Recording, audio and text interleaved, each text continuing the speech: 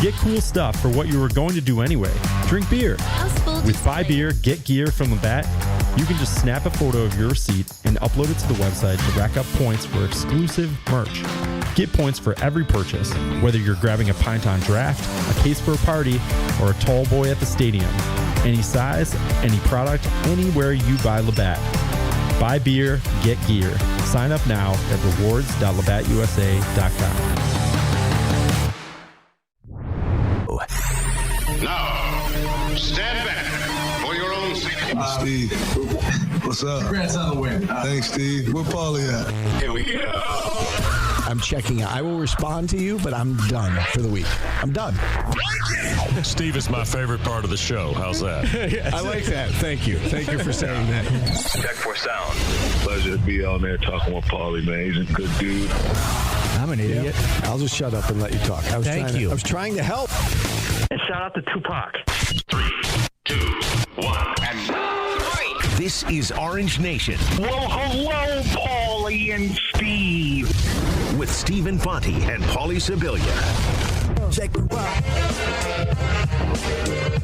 Good afternoon, everyone. Glad to have you with us alongside Paulie Sibilia. I'm Stephen Fonte. We have made it to Friday here on Orange Nation. Just one guest lined up for you. We'll talk with Randolph Childress from the ACC Network. He was on the call with Jay Alter Wednesday night for Syracuse and Virginia Tech and was pretty critical of the Orange, especially in that second half. We'll get his thoughts on his honest assessment of what's going on with Syracuse basketball. Not like what he saw on the offensive end. He did not. He did not. We'll talk with Randolph Childress at 12:30. Usual segments. We'll check in on the market. We've got today's business. We can even play match game heading into Syracuse-Miami tomorrow. Plus, we'll mix in your phone calls throughout at 315-437-7644. Steve. Yeah. We didn't even discuss this prior to the show. And this just popped in my head. When you hear the term meaningful games in March, that's got to be a fluid situation, right? You know, because right now, Syracuse could be playing a couple meaningful games in March that actually are very, they could be miracle needing. Yeah, but still meaningful games in March. Well, and the fan base isn't going to be like, oh, okay, well, we only had 3 quad one wins, but we needed 4, or we needed to win 3 games of the tournament and we only won 2, right? Yeah, I think that the phrasing was on purpose and has been on purpose because it gives them a little wiggle room, right? But that wiggle room is gone now. Right. But I mean, again, we laid this out that, what if, they're snubbed on Selection Sunday. They're right there on the bubble, but they're the first team out. Or, let's say Donnie missed 3 months of the season or 2 months of the season, and then they were playing better at the end, but didn't do enough to get in. But it gave them a little wiggle room. I think we all know what that means, though, right? Meaningful games in March. It can mean different things to different people, but I think that to me, it means make the NCAA tournament. Yes. Yeah, that's what I'm saying, because I was thinking after that game the other night, they lose to Virginia Tech. There's probably like 5,000 people in the Dome. You can't have that anymore, right? This team has to be a tournament team. You can't. I don't think you can sell the fan base on, well, we got better. We won 20 games again. Do you? What do you think? No, I mean, I don't think you can sell the fan base on what they're seeing right now. This team needs to make it into the NCAA tournament, however that happens. And, right now we're looking at it, and it doesn't seem feasible right now. Now, if they go out in the month of February and they've got 6 quad one opportunities and they go 5-1, you've piqued my interest, but I don't know if this team is capable of that. And I think right now, based on what we've seen, we don't think they're capable of that. All right, so that's what I was asking. It's like if they say they have 4 quad one wins, but they could win a couple games in the ACC tournament, does that mean that they were in meaningful games in March? That doesn't work anymore, right?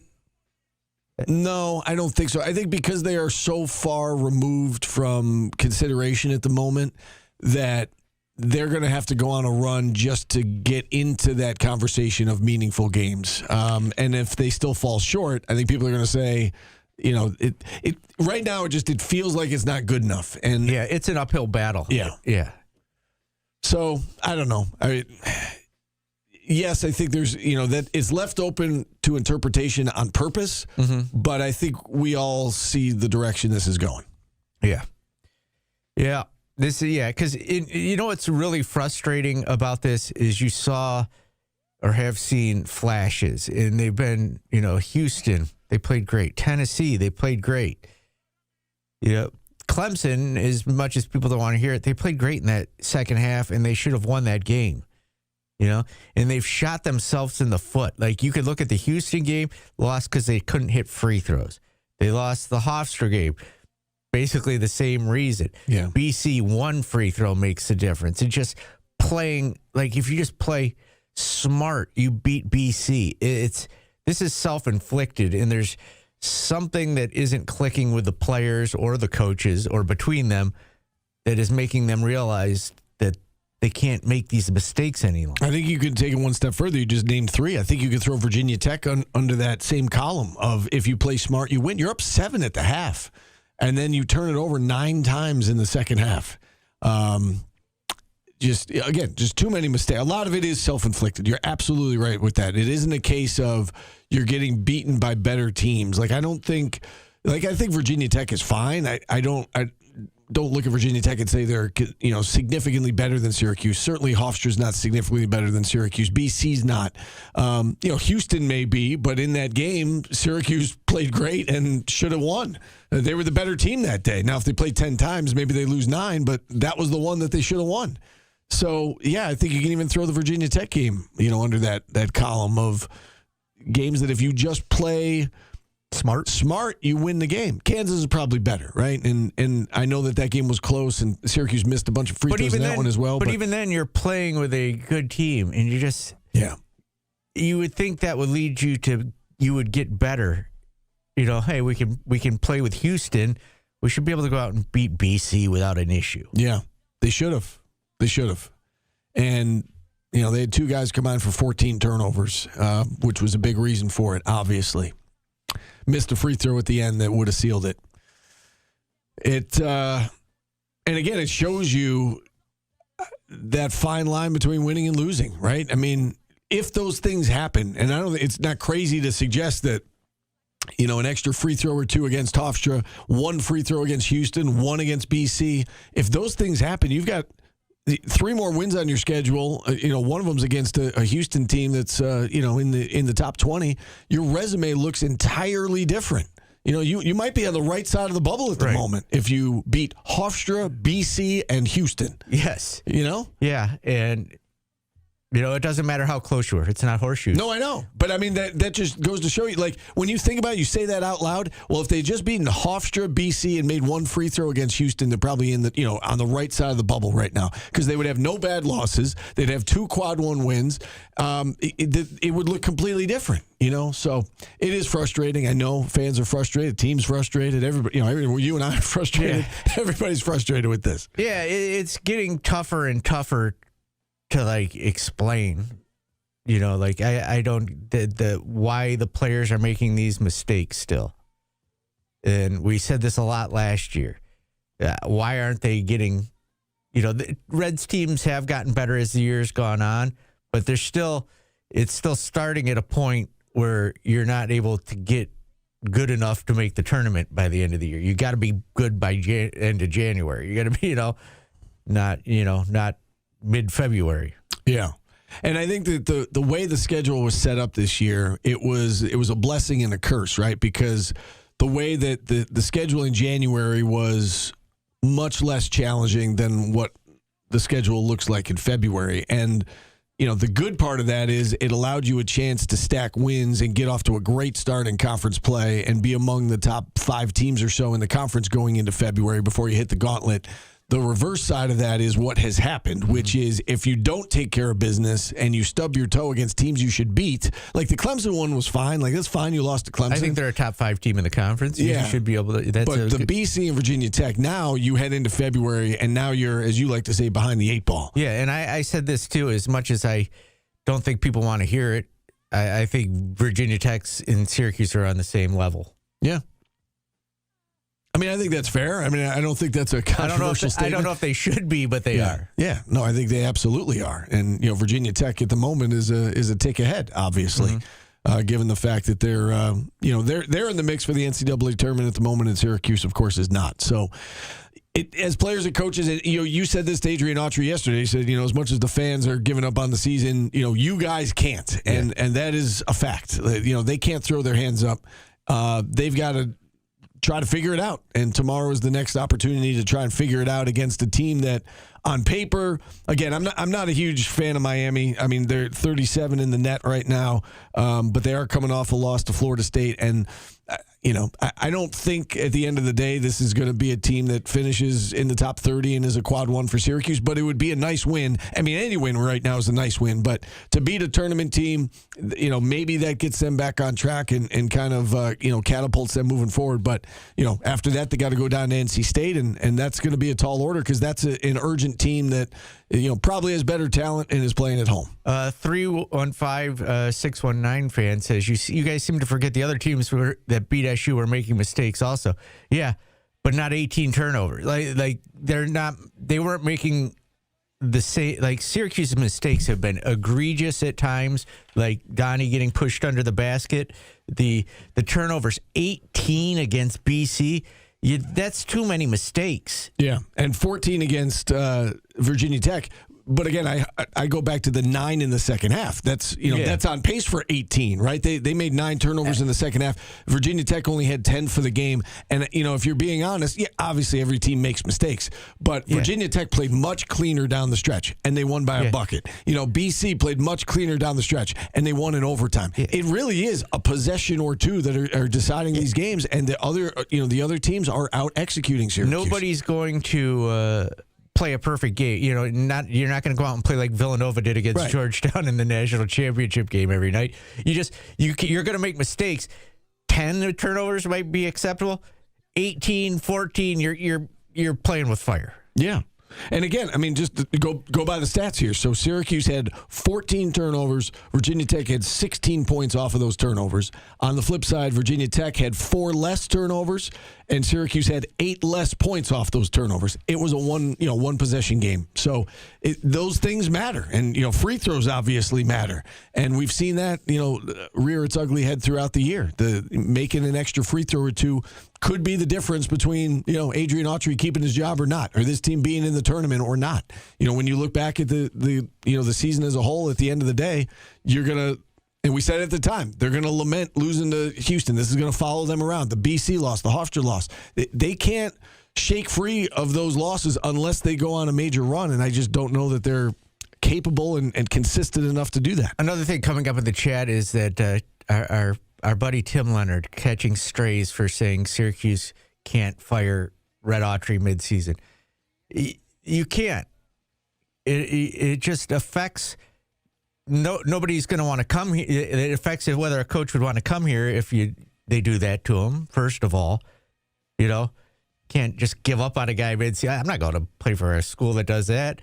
They also, is there somebody on the bench that you think could turn it around right now? Because they still have a shot at getting to the tournament, believe it or not. It's just there's nobody that you could that's on the bench. What I want to know from the people who think that is, what is the purpose of doing it mid-season so that you can feel good about it? That, fresh start. Because they're not going to hire anybody mid-season, right?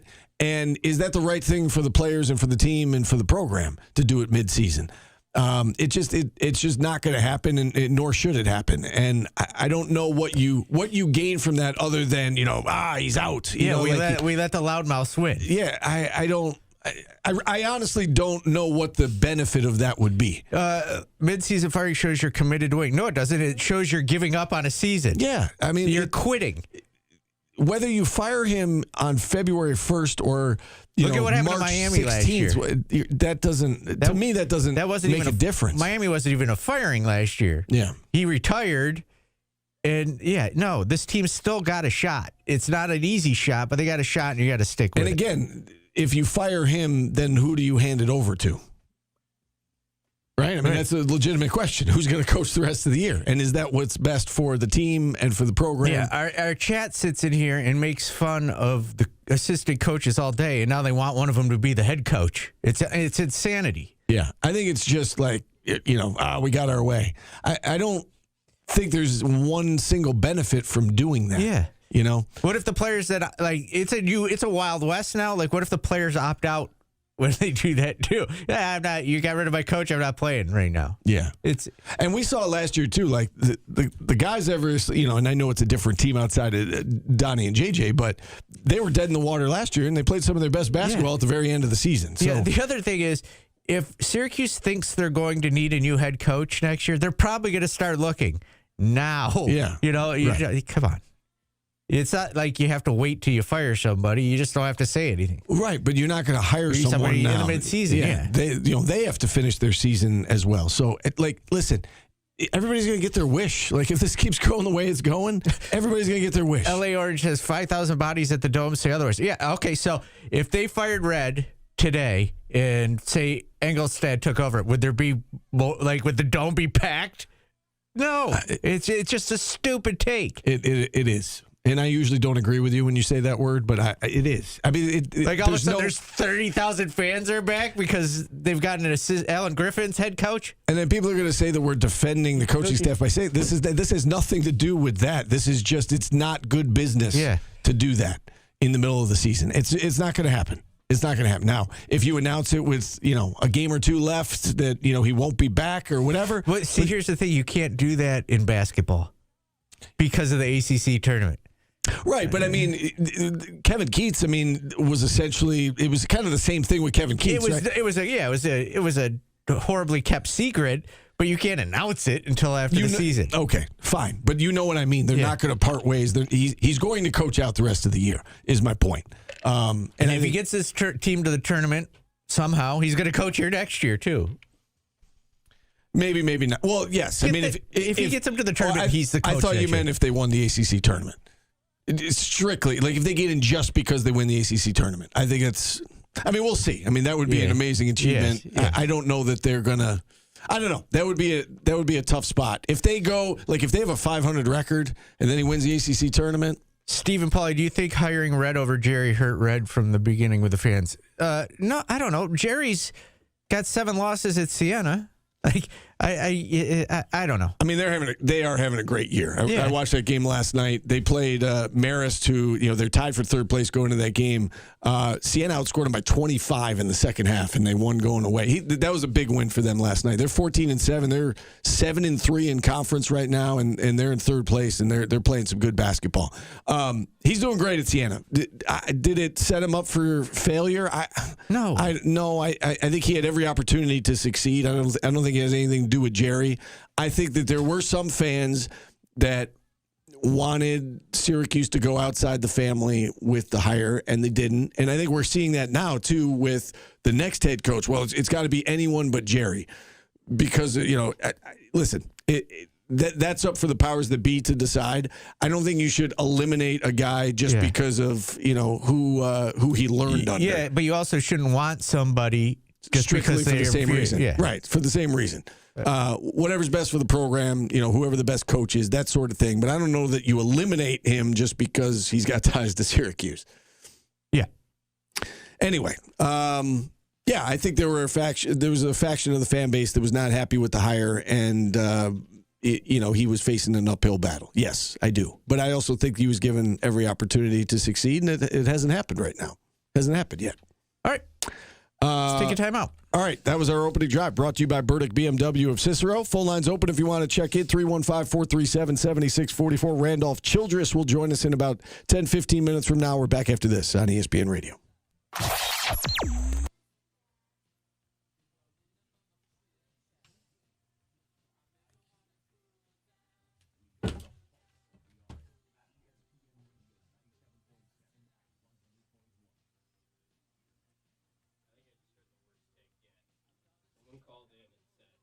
Go on the air, pass this along.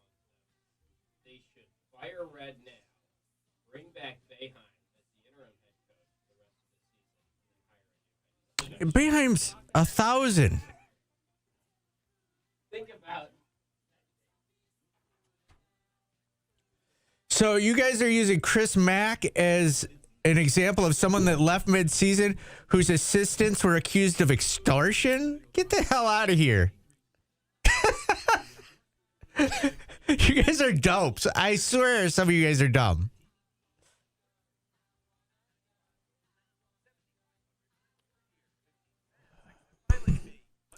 It's not a short sleeves Armosaurus. It's actually it's like a long sleeve sweater type thing. But I'm hot today. I don't know why. It is warm in here, so I pushed them up a little bit.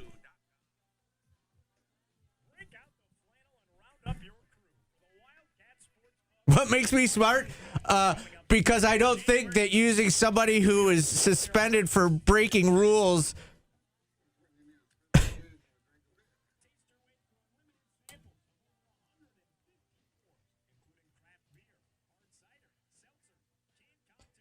Yes, I don't think about being an Earth. I'm stupid. Jim Boeheim isn't coming back, guys. And you guys now you see that? I say something and then a take like that comes out. No, that ESPN sign's been there forever.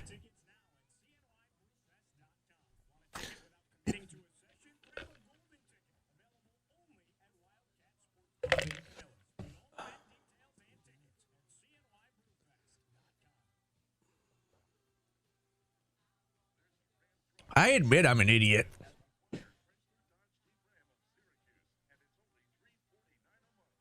Yeah, Chris Mack was got the school in trouble. You guys, I can't do this anymore.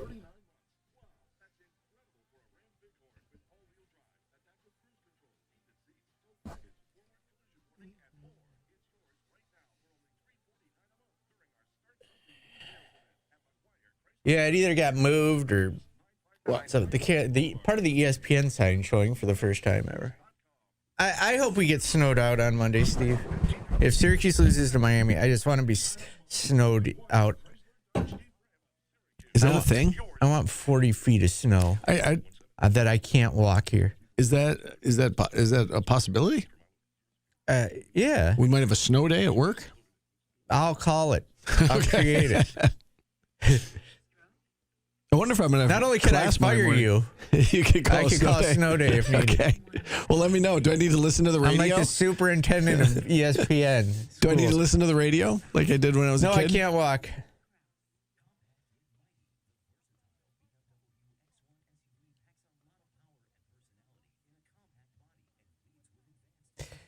I like that LA Orange was calling. My take was completely negative about Autry to start the show, and he was calling me state-run media.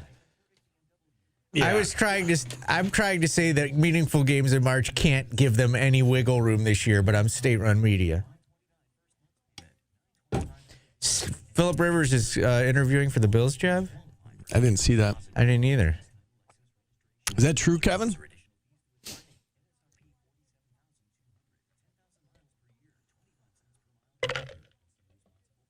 Oh, yeah. There it is.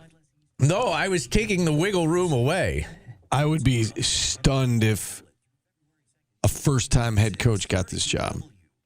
I think they're going to go with somebody who's had head coaching experience, but that's just me. I know they're hiring they're interviewing some coordinators, but I think it's going to be a former head coach.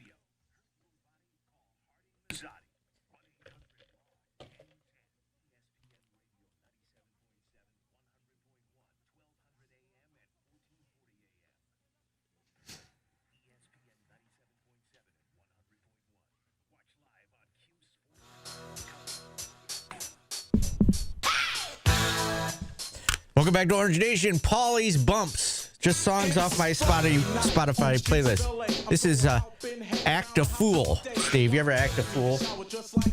Our fans are acting a fool in the chat. This is King T. Okay. I'm not familiar with this song. Yeah, I'm gangsta. This is an LA rapper, Steve. I don't know if you know that. Is this like 80s hip hop? Yeah. Okay. Never heard of this. Yeah, it's pretty dope, as the kids said back then. Fly. Can we just play songs off your Spotify for the next few minutes until Randolph Childress comes on? I bet you Randolph Childress knows who King T is. Probably. He's cooler than you. Probably. Paulie doesn't act a fool. He is one. He's probably about our age, right? Yeah, he's your age. He's 53. Yeah, let's go. All right. Don't forget about the Brewfest. I could use, I might go to Brewfest to just get wasted.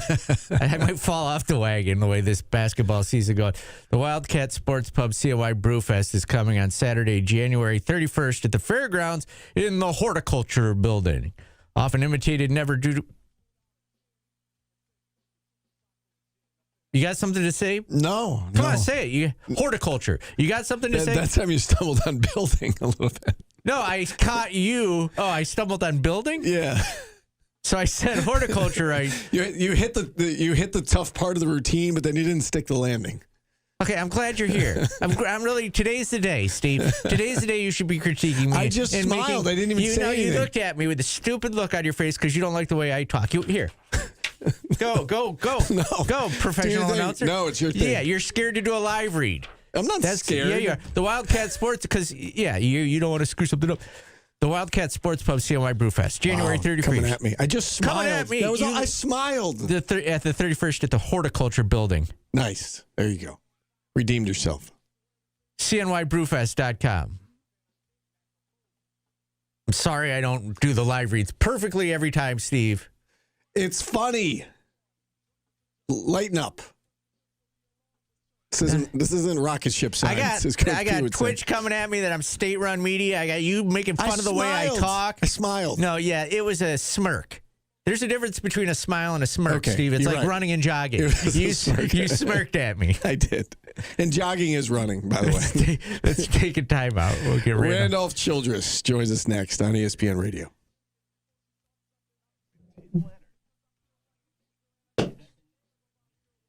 Also, if we were state-run media, we would not be having Randolph Childress on today. Yeah, right.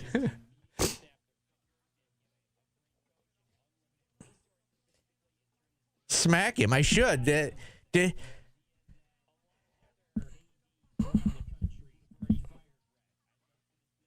I wasn't state-run last year. I gave my honest takes, guys. What people got upset with us last year is that we said they're not going to fire him after this year. Just like they're getting mad at us, they're not going to fire him mid-season. Yeah, right. And that was state-run media. But they weren't going to fire him last year. They just weren't, especially with Donnie missing the whole rest of the year. But Donnie was faking his injury so he could transfer him. I'm an idiot and a worm. I wish Gabriel would just tell me what that meant so I could live my life freely.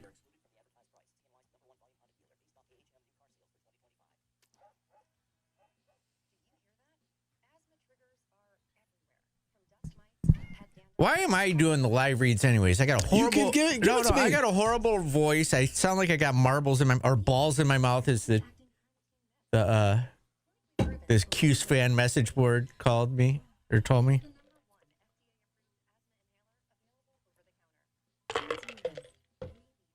So, LA Orange, would you prefer that we just come on here and say, season's over? I mean, what do you want to talk about for 2 hours every day? If there's a roadmap, I'll point it out. Have I ever once said it was going to happen? I always say I would not bet on this happening.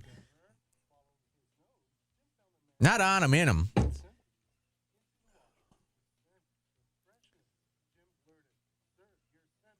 Thank you, Super Cat.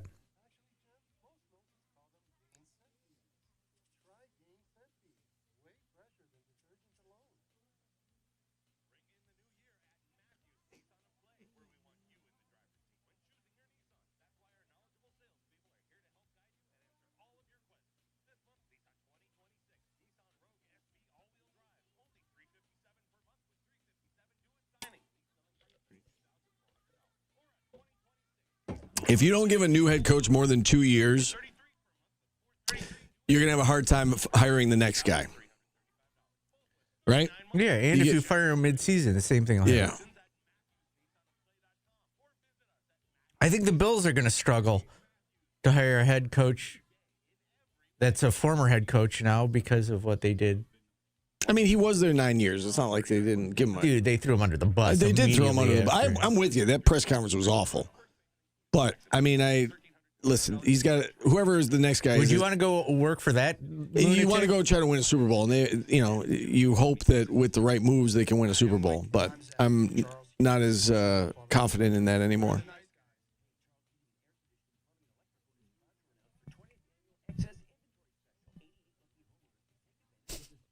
Thank you, Philly Swoswani.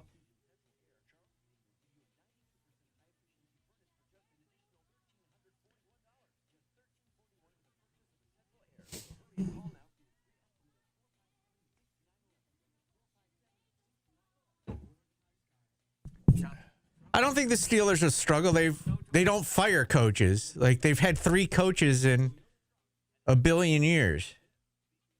I think the Steelers could get pretty much who they wanted. They don't have Josh Allen. Yeah, Phil, I said the other day that I feel like they're not on the verge anymore, and that's the first time I felt like that in a handful of years. Is he on video or VMix? He's on phone. Yes, they should play in the NIT if they make it.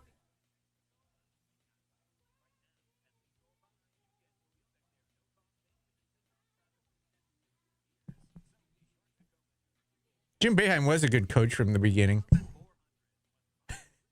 He's one of the few that came out the gates of guns a-blazing. Coach Mack, on the other hand,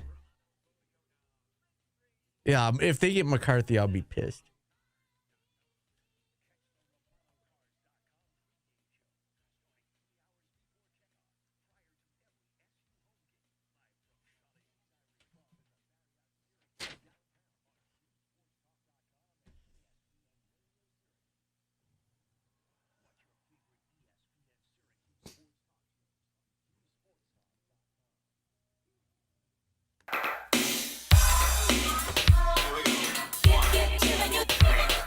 Welcome back to Orange Nation, Steve.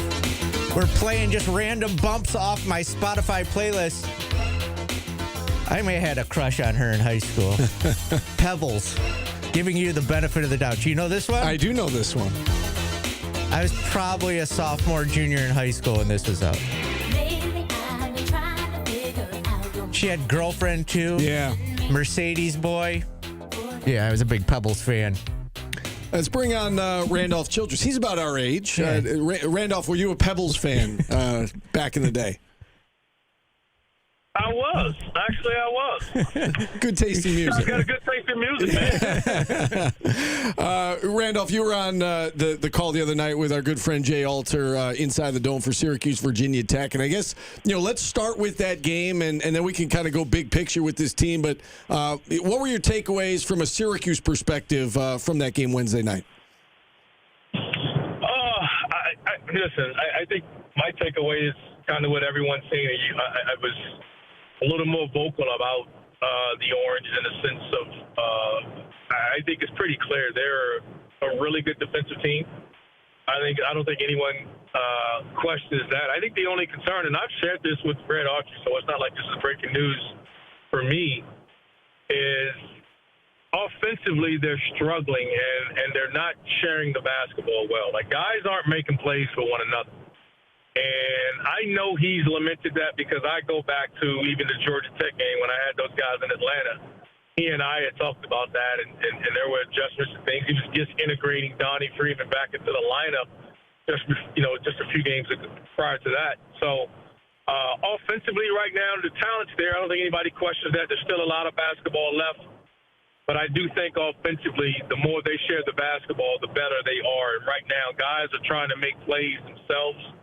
And you're not going to beat a lot of the better teams in the ACC if they don't figure that out.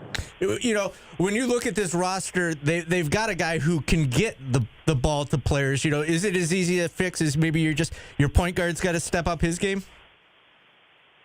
I don't think it's that easy, because the problem is a lot of these guys I'll say this, fundamentally, a lot of these guys are accustomed to playing with the balls in their hand. This team isn't just built off of, hey, give the ball to Nate George, your point guard, and let him, because I do think he's trying to do that. He's the one guy that when he puts the ball on the floor or when he has the ball, he's looking to pass it to someone else. I can't say that about everyone else. I think a lot of guys get the ball and they want to score. And they are better when the ball is in his hand, but you just can't be that predictable. And he has to pass to someone, and you're not shooting it great. You know, you're not a great shooting team. You're not a great passing team, and the talent's there. But for whatever reason, they just haven't been able to consistently do those things. So I don't think I think it becomes too much pressure on Nate George to try to facilitate for everyone else. And I don't know if that's fair to him with the amount of talent and the capabilities of everyone else. As a guy who's never played basketball, when you look at Syracuse's offense, are they running anything different than other schools, you know, or is it just the players aren't passing the ball? You know what? You'd have to ask Red about what, you know, the expectations system-wise. I think they're obviously having an option of dribble penetration for guys.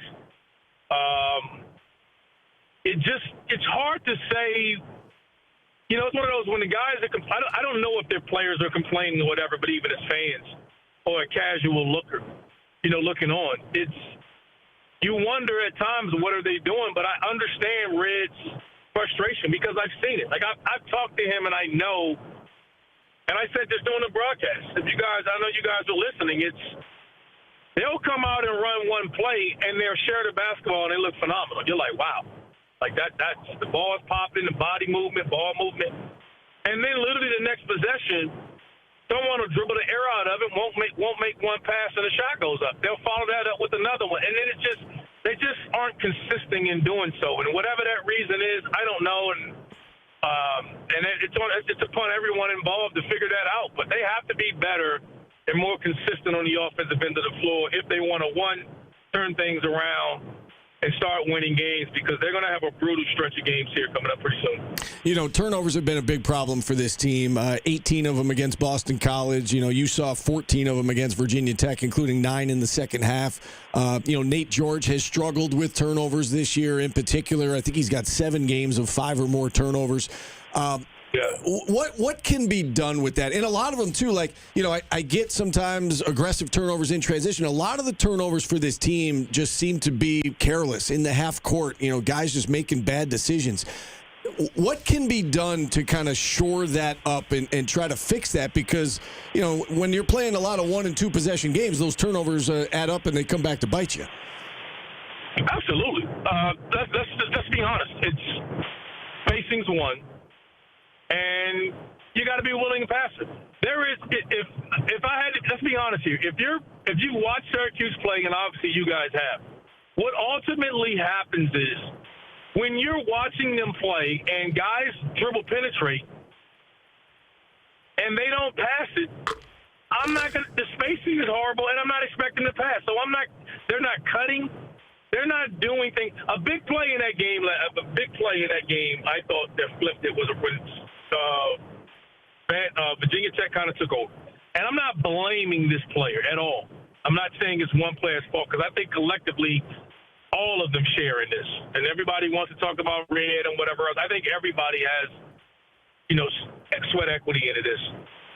As you guys remember the one play, they had numbers. They tried to run, I think, Donnie Freeman in the post. They doubled it, trapped them, and they had numbers. And Syracuse had Sadiq White spaced out in the corner.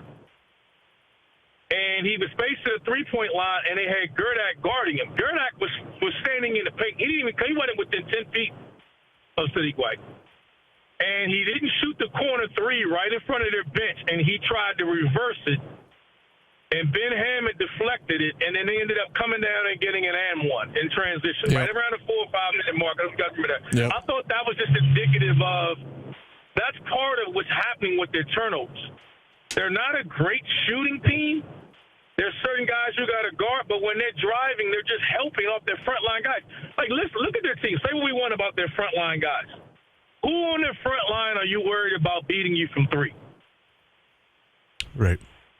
Donnie's the one guy that can make. Donnie's the one guy that can make a three. Let's be honest. Donnie can make a three, but that's not his strength, right? Mm-hmm. If Donnie Freeman is shooting threes, you're clapping your hands, and not because he can't.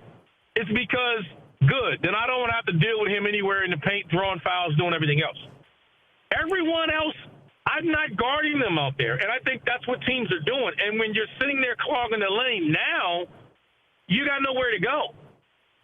So where are your guards going to go? Like that, and that's what happened in the game. They just said, "Hey, Hansberry, you got to stay, you got to battle, or Lowell, you got to guard and battle Donnie Freeman. We're going to throw bodies at him." Yeah. Everyone else, we're going to sit in the paint. And now guards, you got to chase them over the screen, get physical. So the guards is like, hey, pressure them. We're going to sit in the paint. The question I would ask with some of the guys, the players, would be, how are you impacting the game when the ball's not in your hands? Like, that would be the question that I would ask every player right now is, when the ball's not in your hands, how are you impacting this game? Because everybody, to me, is trying to do it when they have the ball. And that's just not going to work. Yeah. It's just not. And, that play there. Yeah, go ahead. Go ahead. No, I was going to say that that play that you're referring to, it was certainly the play of the game. I think it was a 3-point game at the time. Virginia Tech's up 3, and now all of a sudden you go down and you make it 6, and Syracuse was facing an uphill battle from there, and made it close at the end, but obviously could not get over the hump. You mentioned Red Autry in that answer, and There's a large faction of the fan base at the moment that wants him out, kind of regardless of what happens the rest of the year. What are your thoughts on Adrian Autry as a head coach now in year 3? I mean, kind of what do you make of the situation here?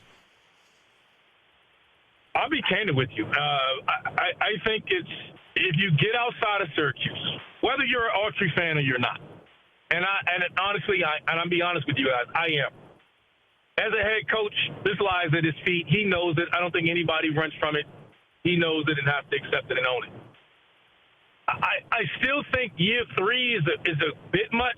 And I'll be honest with you guys, in saying this is your first real year of having an NIL, a good NIL roster.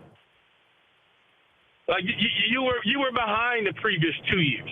First year, 120 wins. It was great. Last year wasn't as good. I think this team is significantly better, and there's a lot of basketball left to play. The question and this is a question I'd ask you guys. In the NIL era, where does Syracuse rank in NIL in the ACC? It's a good question. I don't know that we have the answer. I mean, I would say, if I had to guess, I would say middle of the pack, I would say. What was the number? Somebody said 10? Paulie said 10. Okay, so if you finish 10th, that's not good enough. And people may not want to hear this, and this is just me being objective about it. Again, I'm not absolving Autry of any excuse. But that's the nature and what this is now. And as a Syracuse fan, it's an elite program historically. Boeheim, we know what it was. But this NIL and this transfer portal has totally flipped all of this stuff. And there's no more relation. These kids don't care about history and what Syracuse was. They only care about how much money can you pay them. And you're asking, and so it's ninth. Somebody just said 9th or 10th. That's where you were picked. And yeah, you're hoping that it's better. But how much better is it going to be? And if not Red Autry, then you're going to go get some guy. And I guarantee you, if you're 9th or 10th in NIL, you're expecting some guy to come in here and turn, I always say crap to sugar. Like, what are you expecting there? And again, he has to figure out a way to get this group back winning games. I thought they were playing really well prior to the BC loss. But I think the biggest adjustment he needs to fix is for them is to get some type of continuity, some type of unselfish play on the offensive end. Like, it would not surprise me if someone does not play in their next game. They got a big one coming up versus Miami Saturday. It would not surprise me if their rotation is tighter and something else is done. So that's my only pushback on the should Red be there or not. I think there's only 1 year of real NIL for them. And before you worry about who's the coach going to be, you're going to have to also inject a little bit of more resources into the program. And a lot of basketball left to play before it's all said and done. So I'm not totally all for it like that the way others are. That's just the nature of the job. And it's Syracuse. I mean, the expectations are high, and you guys have a great following. But, someone just said 9 or 10, and like it or not, how many teams are finishing in the top 3 or 4 or 5 or 6? Look at this league. And tell me pick a team and tell me what the NIL is, and I'll tell you where they are right now. Right. Yeah, Louisville's going to be high, Duke's going to be high, UNC's going to be high. Virginia's going to be high, yeah. NC State. I mean, come on, guys. We're talking. We just named 5 teams, and the NIL is $10 million or more. Yeah. Right. And again, I'm not absolving them. You got to figure it out. There is enough talent that can be successful here, and they need to. They need to figure out a way to play better. And a lot of that, again, I know Red has echoed that. I still think 2 years or year 3 is a tough situation for any coach. And in 2 of those 3 years, you really don't have much NIL. And that I think that's fair to say. Now, again, I'm not involved in any decision-making or not. I think he's done a fairly good job. This year, obviously, is disappointing so far, only because I think they've just been really, really inconsistent. And then you lose Donnie Freeman to start.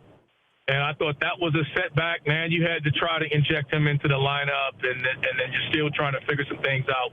But they've run out of mulligans, and they've got to figure out a way to get this ship back on the track, and more importantly, and specifically on the offensive end of the floor. All right, we do want to get your thoughts on a couple other individual players, if we could quickly here. Kyan Anthony, your thoughts on him as a player and maybe what he can be someday. I don't know that we've seen the all of the potential realized here in his freshman year, but what do you think he can grow into someday? I think he's going to be a really good player one day. I think instinctively you see the talent and what he can be, but right now physically he struggles. Right, he struggles physically. I think teams pick on him a little bit. Offensively, understanding what he can get away with and what he can't get away with. I mean, things that jump out is he does some things every game where you're like, man, he could, consistently do that. I think he would benefit like all of them would if they could play at a faster pace, if they played faster. I think it would require them to be better rebounders, and I think that's more in their guards. I think William Kyle does a hell of a job, patrolling the paint as a big, but Kyan, I think it's just, for him, I've said this even on air with him, just be what he is. He's a natural guy, gifted scorer. Turn his brain off and just play. Sometimes he's thinking too much. He had a 3 one time at the top of the key right after he had his 4-point play and didn't take it.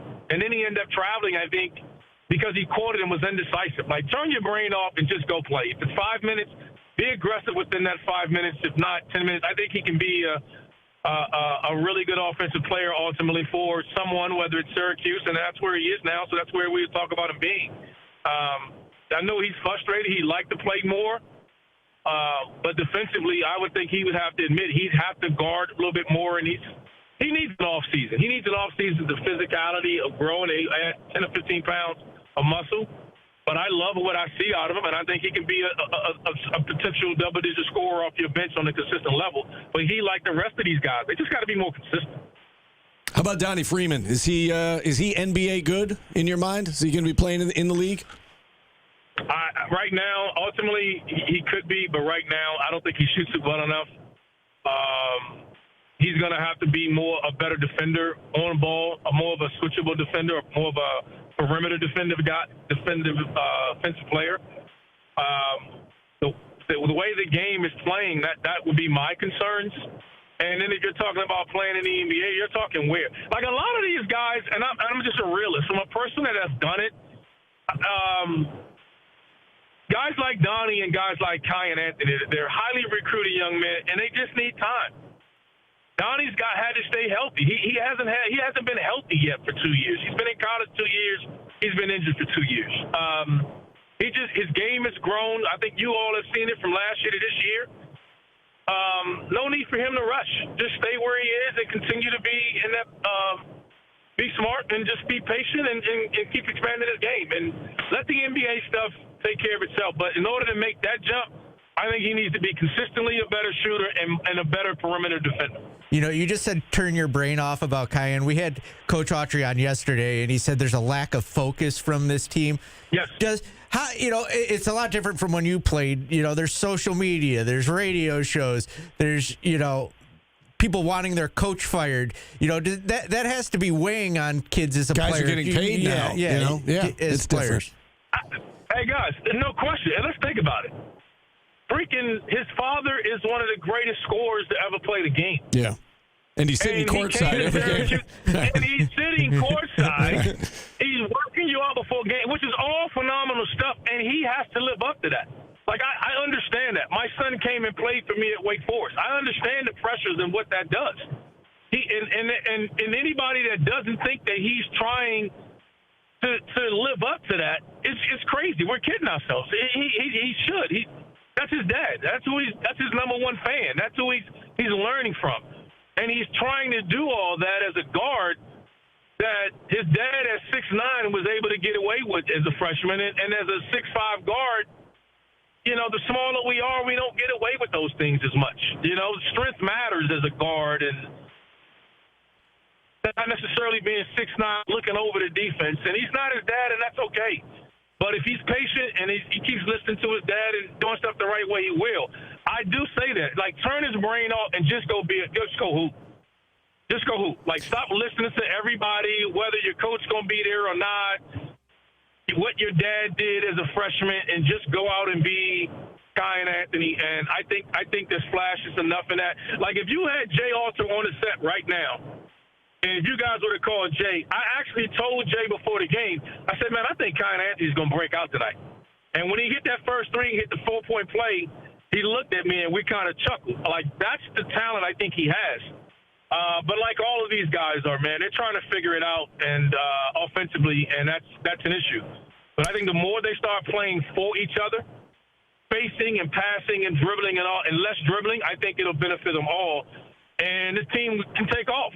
But if they continue to struggle sharing the basketball, then they're all going to share in their struggles. Yeah. Great stuff, Randolph. Unfortunately, we're out of time. I feel like we could talk to you all day. This was a great interview. I really hope we can do this again as the season moves along. Thanks so much for your time and for your insight.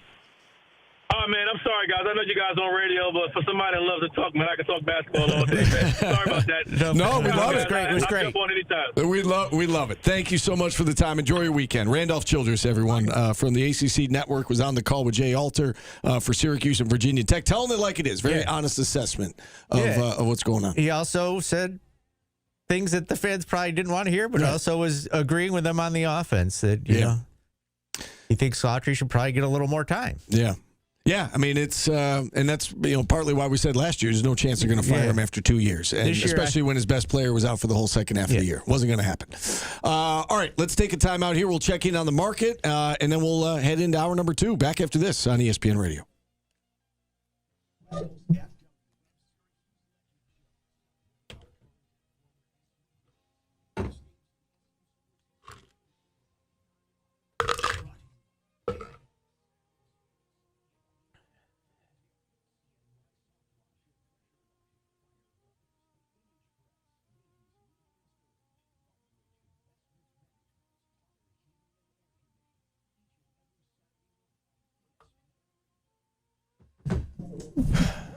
Oops, sorry.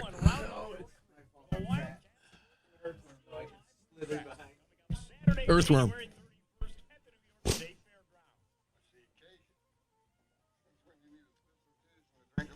Taste your way through unlimited samples of over 150 pours, including craft beer, hard cider, seltzers, canned cocktails, and mocktails too.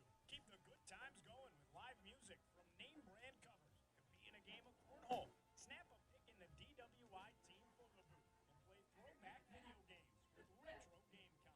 It's the longest running and largest brew fest in the area. No beards are required, but a flannel is encouraged.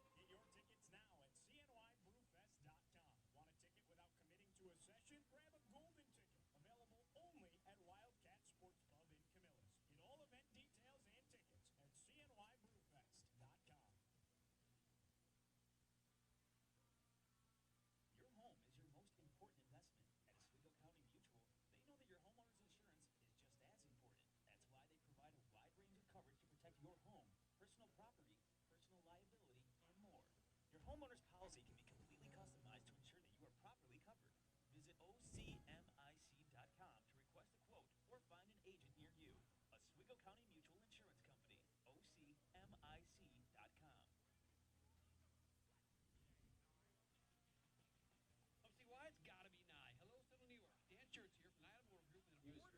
He was great, yeah. I also was laughing because he's making like all the points we've been making. Yeah. It's right. The chat's like, yeah, that was a great interview, right? So maybe if he says it, it's, but yeah. Yeah. Yes. When Randolph Childress says it, it's not state-run media.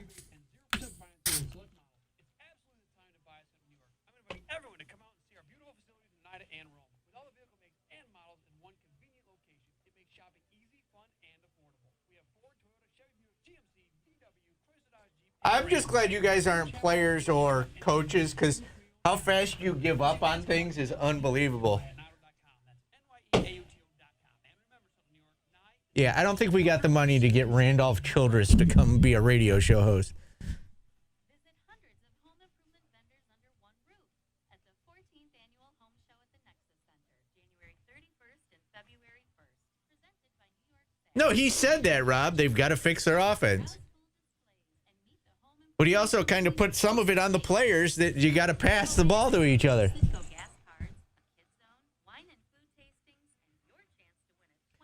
Would you do the show with Axe? If they fired me?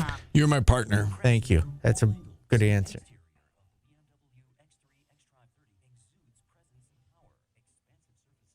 Would you do the show without me?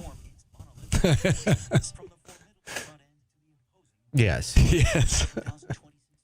You would do it without me, I'm just saying.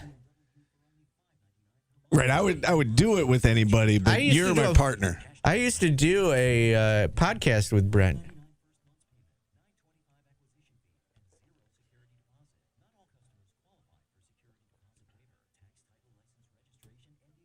I'm a bit much all the time. Thank you.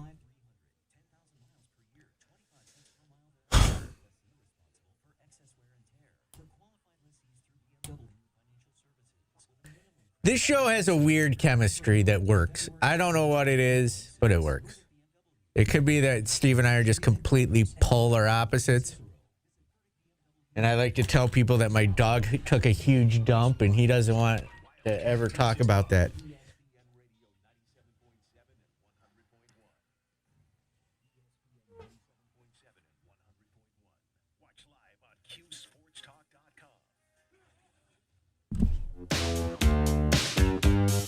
The Human League, Steve. You know this one, right? I do. Fascination. Randolph Childress was great. He was awesome. Did I miss something? No. Shouldn't we be doing something right now? We should be checking in on the market. I think we're about to. Oh. Let's sneak up on people? Perhaps. Out there? Am I throwing shade at our... Yeah, you are. At our producers. Keon Coleman? I didn't want Keon Coleman. That was the coach that got fired. He wanted Keon Coleman. Don't make me come out there. How many times do we do this show every day and we have the people from Lee Baldwin on at this time? Right? Yes, and asking you shall receive. Bill from Lee Baldwin Company joining us now. Bill, how's the market doing today? Good. It's rebounding. It's been another wild week, but actually now we're selling back off. So the Dow's down 400. It was trying to make a good recovery. But there's plenty of diamonds today. We're going to go with a defense IT contractor company, Booz Allen, who I think has offices in upstate New York. It's jumping 8% on earnings, and it looks like they have pretty good guidance going out to year end and into 2027. So that stock's acting well.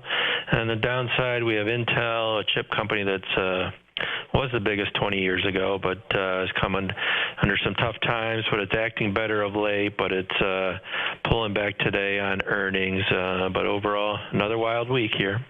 All right. We always appreciate the insight. Bill, enjoy your weekend. You too. Stay warm. All right. You as well. All the diamonds, none of the dogs. Be sure to visit LeeBaldwin.com. That was a sultry stay warm to you, Steve. It's going to be... stay warm. It's going to be cold this weekend and snowy.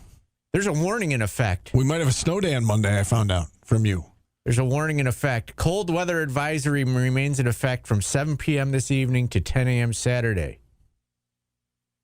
This afternoon, partly sunny, 50% chance of snow, high is 15 to 20. Tonight, Lows near 0, 100% chance of snow. That's a high percentage. Very high. I'd be surprised if it didn't snow. Yeah. With that percentage. 100% chance of snow. That is cold, though. Wear your gloves. But, Steve, wear your mittens. No mittens. I was insulted by that. Okay, see, there's two of the funniest mockeries there that I don't give our chat a lot of credit for anything, but they have done two insults to us. One, calling me an earthworm, and two, you look like a guy who wears mittens is one of the funniest insults I've ever heard. And I was offended by that. I don't know why I was offended by it, but I was. I would be, too, because you do look like a guy who wears mittens, though. You want to bump out with one, too? What does that mean?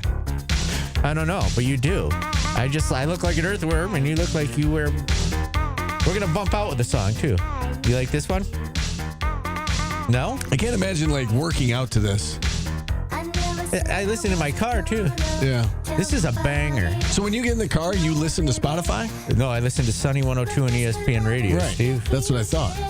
Sometimes I'm in the shower and I... Or if you're on a road trip, you don't get Sunny 102 or ESPN Radio. I have the Sunny 102 app, and I can listen on the ESPN app to either one of these stations. But if you get tired of one of those things... No, I've never been tired of my radio station, Steve. Stop. It's just like you only watch News Channel 9. That's right. What, are you trying to get me fired? You don't like this song? It's okay. This is up there with New Shoes, bro. No, it isn't. Yeah, Stop. No, stop. It's not true. Let's take a time out. All right. We've got hour number 2 next. Phone lines open all of hour number 2. No guests in the second hour. Can we make that a poll? Is 2 of Hearts by Stacey Q a banger? If you're in Steve and I's age range, that song's a great song. I don't know about a banger. That was a banger. Make that a poll. 2 of Hearts, Stacey Q, banger or not? Yes or no? I'll give you the results after. All right. Hour number 2. Certified banger. There. That's all I needed. 1 vote. But we'll do the poll and we'll find out. Hour number 2 starts next on ESPN Radio.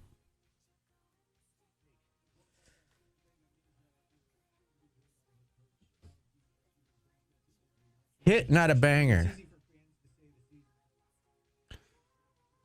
How would you dance to that, Steve? Mid-banger? Okay, that's an interesting take.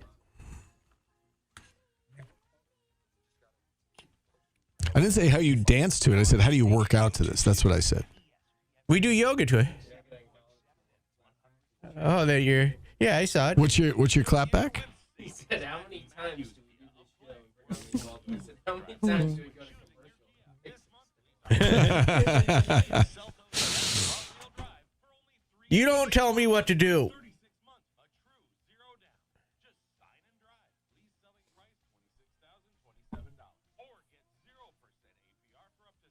It's female cardio song, Steve. I didn't know that. I'm going to get some leg warmers on and a onesie. Would you... That's something I want to see. If Syracuse... All right, you want to hear this? If Syracuse makes the NCAA tournament, I will dress in a woman's jazzercise outfit for the show. Headband, leg warmers, onesies. Like it's the 80s. All right. So now more people are rooting for Red to get fired. Yeah, right. You heard it here first.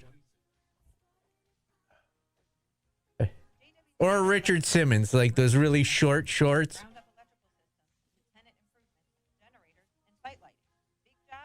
No, I won't walk to... Why would I need to walk to work in it? Oh, because I'll get dressed here in it. I'll say it on the radio. You probably wear that every weekend. I do, to your mom's house. She's a freak. Apparently so am I.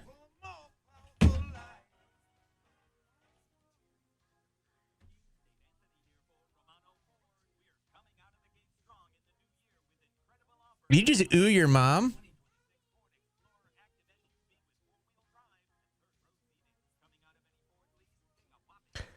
Yeah, you guys, we as a group should do it. We should, if Syracuse makes a tournament, we all do it. And we have we go sweating to the oldies. What do you think, Steve? You in? If they make the tournament, I'm in. Really? You'll wear a woman's jazzercise uniform? If you do it, I'll do it. All right. All right, this is our next segment. This is shocking. Nah.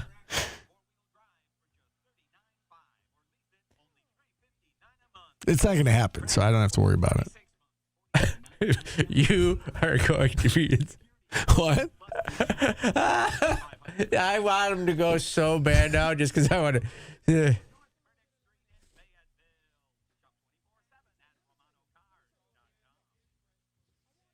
hundreds of home improvement vendors under one roof at the 14th Annual Home Show at the Nexus Center, January 31st and February 1st. Presented by New York Sash. You ever seen an earthworm in a onesie, Steve? You're about to. They're not making the tournament. What if they suck and then they do like an NC State? That doesn't count. That doesn't count. We'll discuss this.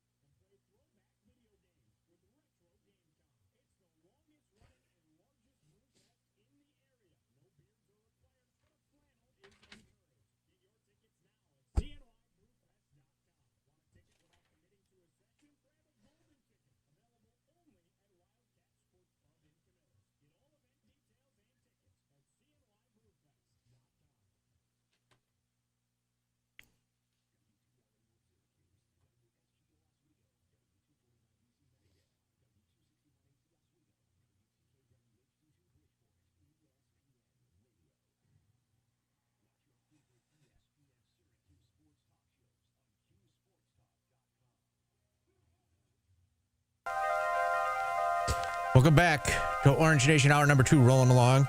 People loving the Randolph Childress interview. Steve, you know this song? Yeah, it's a good one. Rising to the Top, Dougie Fresh. Love this song. It's about that time. It's about that time to get paid. Let them cook? Yes. Get laid. Cool in the shade. Drink a little bit of lemonade. Surprised you like this song. Let me tell you what I want. Yo, I wanted this to be special. Something Man, this takes me back. We are driving into our second hour. It's brought to you by Burdick BMW of Cicero. Steve, I just want to make this public.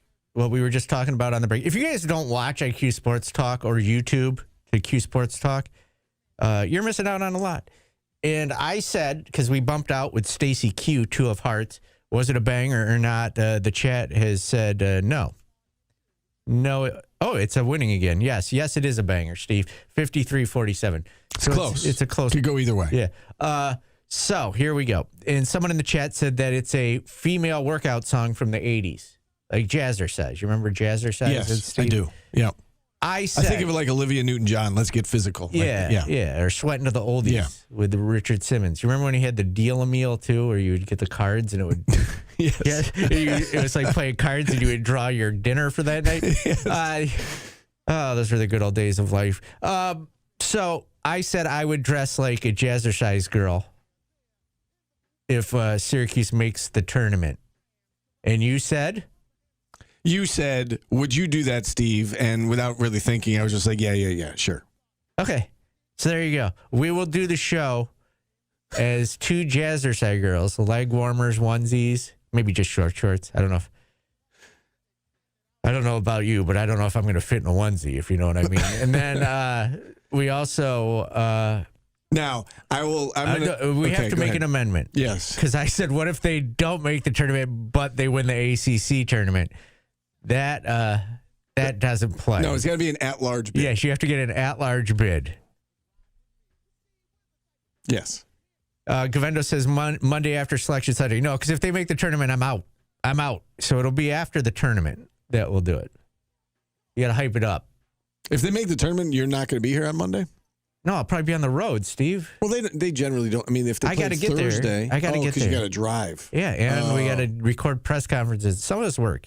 No, I know, but the earliest they would play is Thursday. Yeah, and then you got to be there Wednesday. It's Dayton. You got to be there Wednesday during the day. Okay. Yeah, and if I get out west, I'm going. Okay, fine. Okay. Would you get fired for wearing a jazzercise outfit, Steve? No, I think that would make the news, right? You would be the you would be the kicker on your Yeah, no, right. We don't have to, they're not going to get in that large bid. Wow, so negative. Paulie modifications. No, we're setting the rules right now, and Steve made the modification. I didn't make this modification. Steve I said I'll do it if it's an at-large bid. Yes, That's what I said. Steve did say this. So stop. Listen to the show. Stop trying to make things up. Yeah, if someone said if we're doing a leotard onesie, it's not going to be pretty. People are saying they feel safe. We won't have to. That's why I said it without thinking. If this could, maybe this makes the players focus a little more. Maybe they're listening right now and they want to see you in a leotard. So there you go. Does that mean no bird bracket then? That would be the trade-off, right? One day. No, there's no bracket if Syracuse makes the tournament. That's what I'm saying. So it would be 1 day of pain. Yeah, as opposed to whatever 63 days or whatever it turns out to be of doing some bracket. We've never done a bracket without Jordan here. Is that? We haven't done a lot of things. We had never done. There's a lot of things we haven't done without Jordan. No, I know. Life goes on. I know. I understand that, but. It's going to take on a different dynamic without him here. I mean, we lost it last year. That's true. We didn't even make it through the bracket last year. It ended a 50-50 tie, I think, Steve. So I don't know if that's it's a hit. Well, I didn't vote, so I'm going to say it's not. Jordan's dead to me right now. Why is that? He left us. He's still here. I love Jordan, but yeah, I think we could somehow. Everybody's like, "Wow, Paulie jerk." I think we could somehow survive a bracket about board games without him. Didn't say that we couldn't survive it. I said it's going to take on a different dynamic. That's all. Like he really got into it. Okay, that's all I was saying. If he really got into it, we wouldn't have lost it. There would have been. He should have known. That's not fair. You don't know that. He should have known that I am careless and reckless with things. And had a backup. Yes. Have a backup copy. Yes. All right. Maybe you can blame him for that. He should know that I am going to lose it, and I lost it. And now no one knows what the greatest bird is of all time. All right. So it's one or the other. We're either doing a bracket or we're dressing up like it's Halloween. Yeah. You lose both ways. Right. That's why I just answered without thinking. That was another opening drive, Steve. It was. They're really glad they spent their money on that. We just drove into the second hour. It's brought to you by Burdick BMW of Cicero. All right, we're gonna get back to sports on the other side. We've got today's business still to come. We've got match games still to come with Syracuse taking on Miami tomorrow. We'll take a time out here. Phone lines are open if you want to check in. 315-437-7644. We're back after this on ESPN Radio. Jordan does do one it's a fun watch. I watched that thing they do together, Brian and Jordan. I was just busting his chops, guys. I don't know if you know what my love language is. It's asshole. Right, Steve? I'm starting to see that, yeah.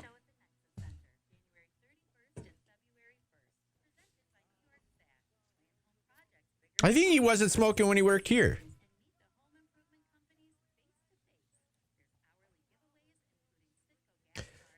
If you type anything into the internet, you can find it. I bought brick clips for my apartment, Steve, and I don't know how to use them. I sat there just staring. My bricks aren't the proper bricks for the brick clips.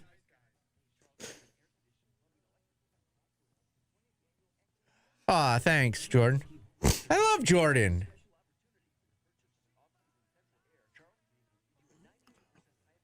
Jordan gave Tim and Paulie love last night. Yeah, he said he hates you. Wow.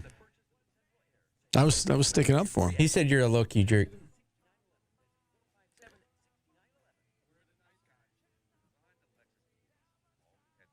Me and probably Brian and a couple of guys are going to Janet's Sunday for football if you want to go. I don't know who Janet is. Who's Janet? Who's Janet? Damn it, Janet. Who's Janet? I just got invited to do something with all the high school friends. Nice. I'm going to say no, but I want to know who Janet is first. Who's Janet?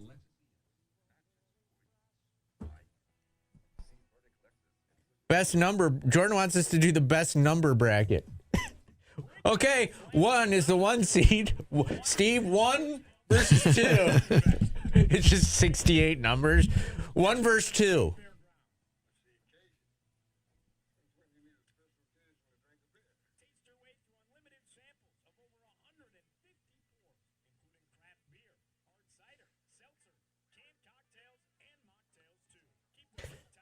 I lost the YouTube chat. I should probably open YouTube because it used to show up on this chat bot we had.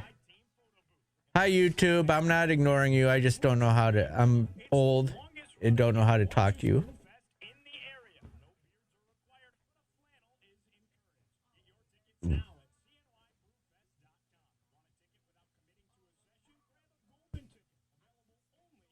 Yeah, that was wild. Philly's Most Wanted. That was a time. I wanted to DM her and just be like, what are you doing? Settle down. I have thoughts that I will keep to myself.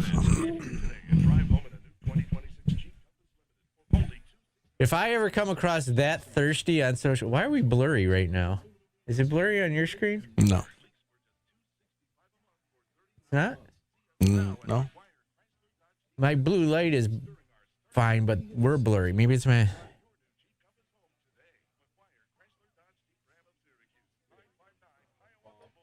Can't wait. We're gonna lose another mic here? Yeah, I think so. It was like that yesterday when Matt was here. Mics are just dying all over the... Red's fault. Should I just say I'm taking applications for a girlfriend on Twitter and social? Philly, I will say it again. I have thoughts, but I will not comment. Why no quarter zip today? I don't know. I don't know. I've never worn this before. I saw it in my closet and I was like, Never worn it. I've never worn it before. Who bought it for you? I have no idea. I just found it in my closet and I was like, I you did know that what? yesterday. I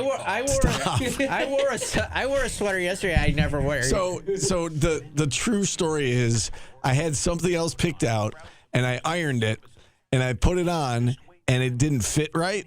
It was too big. Yeah. And I was like, oh, yeah, this is the one that doesn't really fit. So then I went back into the closet, and I found this, like, buried under it. And I was like, oh, I've never worn this before, so I threw it on I'm today. going to trick the kids with this next one. I didn't have time to iron This. Yes, Philly, I'm indicating that you're spot on with one of the things you said there. This next one's going to trick the kids. Trick the kids? Yeah, this song's going to trick the kids. Because it's a sample? Yeah.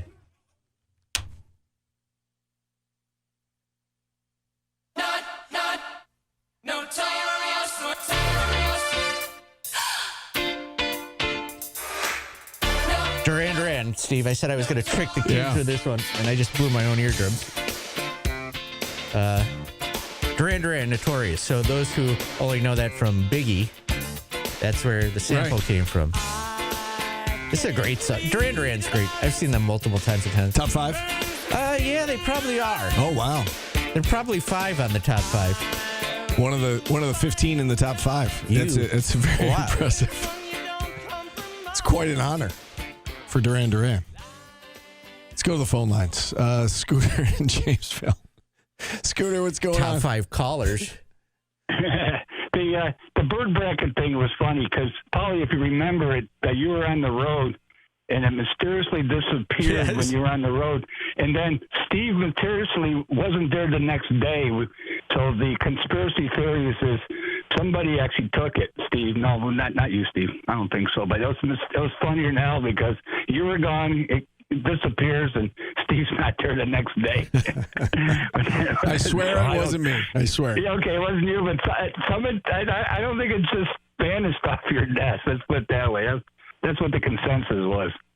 But one thing, what is their MO for this basketball team? Is it up tempo, half court, defense? I mean, we're more than halfway through the season. How do you think the team is actually built to be? I don't know. That's the problem. That's exactly. I love listening to Childress because I've been saying the same thing. Up tempo, get the players involved, and like I said, I love to see them go to the press early. And I've seen Miami play against certain teams, and they have struggled against the press as far as breaking it. But the thing I like about it is we have an enforcer in the back, so if somebody does break the press, are they going to drive in for easy layups? Because they're probably going to get the shot blocked. But I haven't figured out this team yet. Against Florida State, I go, great. We're playing the way that most of the teams play now, up tempo, get the ball, and then all of a sudden against Boston College, they seem to be playing more half court. So I'm hoping we're more up tempo against Miami, and he's right. There's no more mulligans in town, and I don't know if I want to see you guys do that thing you're talking about, dressing up. So that's the hardest thing. If they make the tournament, then I assume you guys will be on Orange Nation showing it off, right? Oh, yeah, for sure. For sure. And I do think, Scooter, I think that's part of the problem, right? About it seems like they, in some cases, let the opponent dictate the tempo. Right. Florida State wants to play fast, and Syracuse is comfortable in that game and in that up-tempo style, and they played well. They're not as comfortable in the half court, and BC kind of dictated a half-court game. Virginia Tech for most of that game until the very end. It was a half-court game. Why are you looking at me like that? Because somebody in the chat wants it to be that you, on your deathbed, your last words are, I took the bird bracket. That rap croak. It wasn't me. I lost it. Yeah, it's I'm sure. Clear that I lost. That's why we established the folder that I'm an incompetent keeps important things in it. There's zero chance that it wasn't me that lost it. It's just fun to think that somebody hated it so much that they destroyed it. Tim, how are you, buddy? I'm doing great. I'm ready for today's business, which is brought to you by Superior Plus Propane. He's ready. Let's go. Yeah. Well, actually, before we get into that, I thought that was a great interview with Randolph Childress, and I was laughing out there. I already told Steve this, that the chat and everyone that was following along with the interview was really applauding all of his points, and I agree. He made a lot of great points. I also feel like they're the same points we've been making for the last 2 or 3 years, and I don't know. He didn't get called state-run media, which was interesting. Oh, he did when he started talking about NIL. Okay. Yeah, people don't want to hear it, but it is a factor, and it's a big factor. And he said something outside of our Syracuse bubble. I kind of wonder what people's take are on what's happening at Syracuse, and I don't think they see it as dire as like the fan base does. I've said this before, and I think every single national college basketball person we've had on has said I would probably give them another year even if they don't make the tournament and they show progress. I think that's kind of been the consensus, right? I mean, am I off? I'm trying to remember 1 or 2 that were against that, but not saying that people want to hear that and that's what I think, and not saying that that should be the case if that's what the national lens is, because obviously you want to get Syracuse's standard back up to where it was, but that's just the reaction we get when we do talk to people that are outside of Syracuse. I thought I had been of the ilk that, I wouldn't be mad if he got another year either way. When I saw, I don't know if it was 9, the weather, it just, there was nobody there. There was nobody there, and the loss was horrible the other night. Yeah. Right. I agree. I think that obviously it's trending really negatively right now, and I think the fans should be very upset. I want to make that clear, but also that was just another example of someone that when you're looking outside in, it's not as dire, maybe. Yeah. And his point about this is the first, real team that he's fielded in the NIL era. Again, there are reasons for, like he deserves some of the blame for years 1 and 2 in the roster, but I mean, that is accurate. Like this is the first. And we keep saying fair representation of what the team can look like with him as head coach. Yeah. And, and that in and of itself, the fact that if they don't make the tournament this year, you can point to and say, well, they had the resources this year. They had the talent. They had, the excuses were off the table. They didn't make the tournament. I get that. But it isn't, to me, it's a valid point to say this is really, the first year that they've kind of been up to speed with everybody else that they were behind. And they were. And some of that is, Red's fault. Some of it's the university's fault. Some of it is just NIL in general. On down the list, but I thought that was a valid point that he made. All right, let's talk a little NFL. Steve, your Bills are apparently interviewing Phillip Rivers. Yeah. Your reaction to that? I mean, a little surprised. I don't think they're going to give it to somebody who is that inexperienced. I mean, my assumption is that they're going to get somebody who has head coaching experience. And if not, it's going to be a coordinator, one of these up-and-coming coordinators that, they feel like they're going to strike gold with. Phillip Rivers would surprise me. But what is your reaction if that happens? That would feel like now he's got to kind of learn on the job next year, and you don't want to waste any more time with Josh Allen. You want a coach that's going to come in ready to win a Super Bowl, and I don't know that Phillip Rivers is ready to win a Super Bowl. Maybe he ends up being a really good head coach, but there's got to be a learning curve, I would think. It's a risky move. I don't think they need a risky hire right now. No, I don't. Especially when Brian Daboll's out there, and you guys keep asking me who do I want. It's not that I'm clamoring for Brian Daboll. I think it makes a lot of sense though, and it might be initially a difficult sell, but if you think about it, Josh Allen has never been better than when he was with Brian Daboll, right? And he's got head coaching experience, and I know things didn't go great with the Giants, but the Bills are not the Giants. And he comes back. It's home for him. He's got a relationship with the quarterback. He's got a relationship with the organization. He was a really good coach when he was there, and he's got the head coaching experience now to go with it. And I think if you fill in the offensive coordinator position with the right guy, I think you've got something there. I'm not saying that he's the best option out there, but a lot of people have been talking about him in recent days, and I do think that it makes a lot of sense.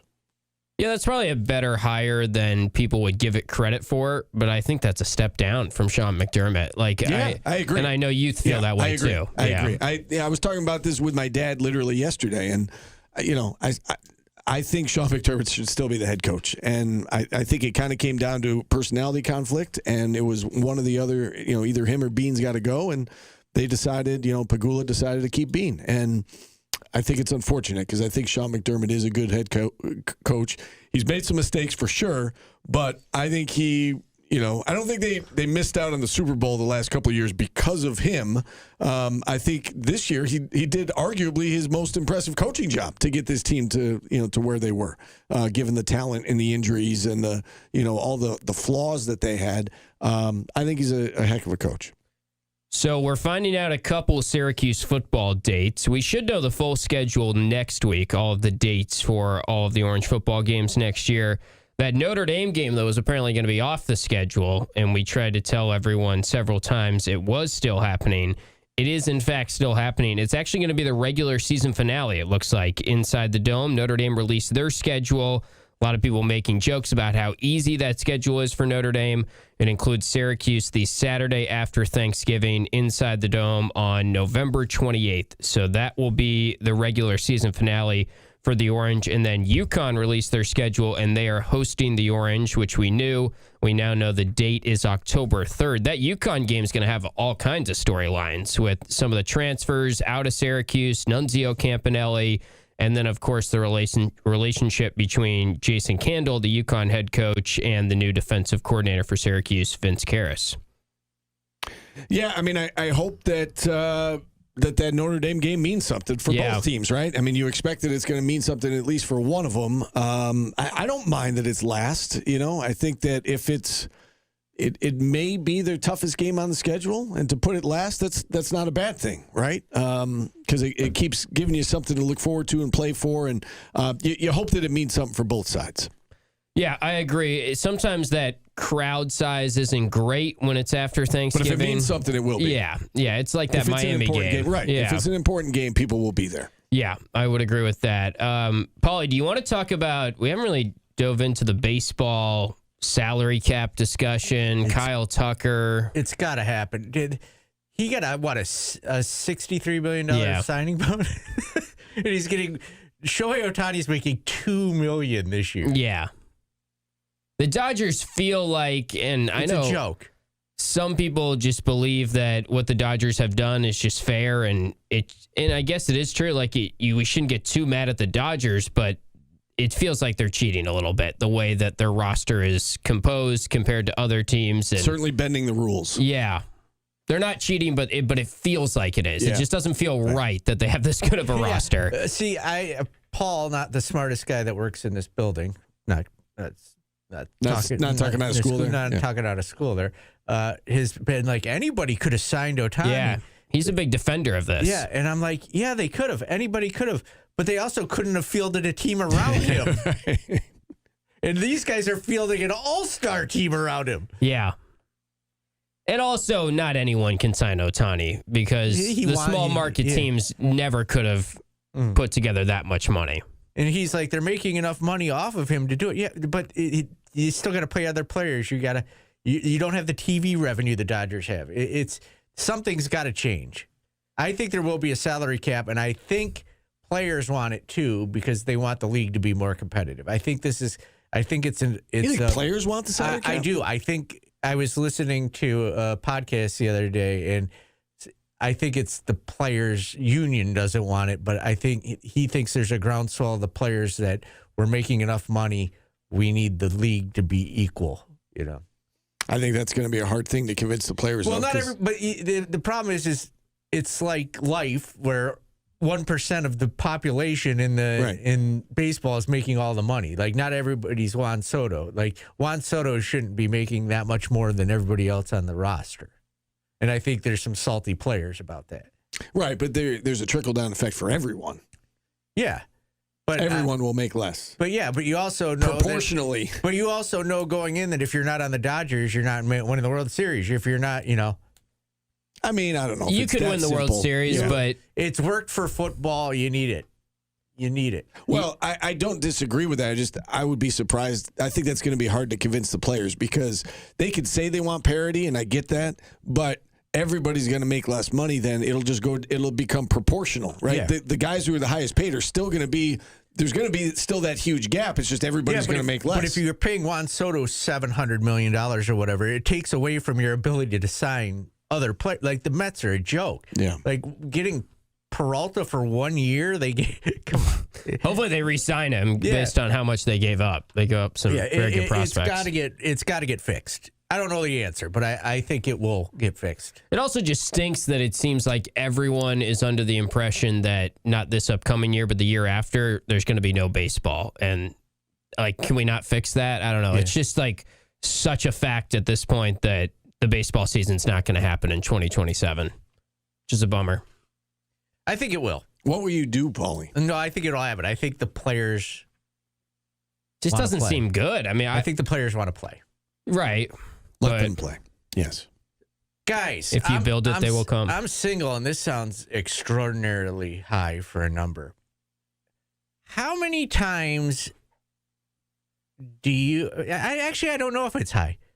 How many times a year does the average couple do the do? Gosh. What are you goshing about? It's a legitimate science theory. It's an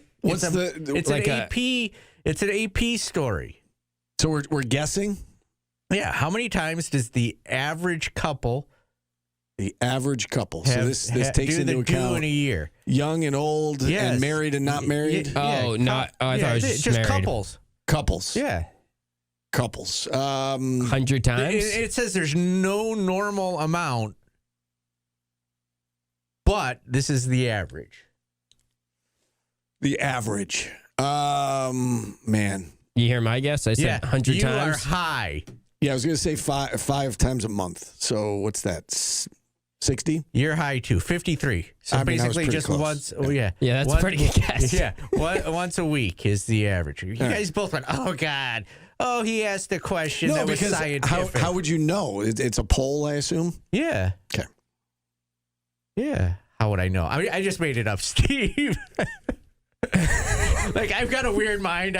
I wasn't just sitting here going, hey, you know what I should do today? Just randomly ask them how many times couples have sex each year. That's a question that you throw to us, and I kind of am with Steve on this one because now the reaction in the chat is going to be like, wow, Tim's just expecting that people bang all the time. And it's like, well, what are you supposed to guess? That's a ridiculously hard question. Yeah, so they all are when I ask you that. Right. So you never have to answer these questions. And no, because I don't know. Yeah. You just like to make us uncomfortable. Yeah. Yeah. Bob Barker didn't have to guess the price of a microwave. That's true. He knew the answer. It was in his hand. Right? Who conducted the poll? Where did you see it? It was it was an AP article.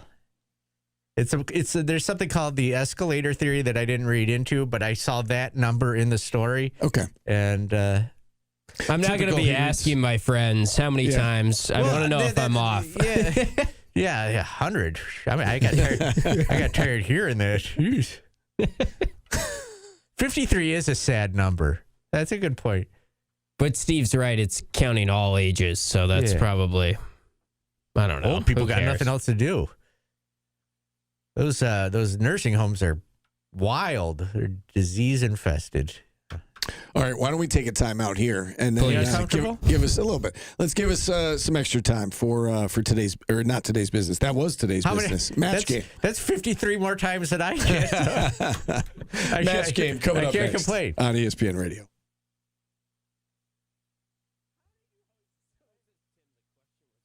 Someone else. That's a pretty good response. Were there guesses in the chat? Let's see.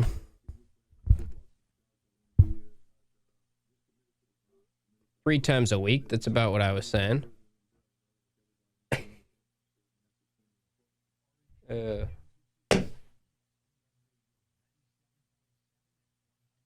Jesus, Dominic. What'd he say? 21 times a month. In order to lower their chances. My balls must be riddled with cancer right now. Jesus, Dominic. You're just beating off all the time. Well, it's just science. And the whole chat just got testicular cancer. Right. I shoot for double that to be safe. Oh, my God. I've actually cured cancer. I beat off so much. Good thing Steve is out of the room for this.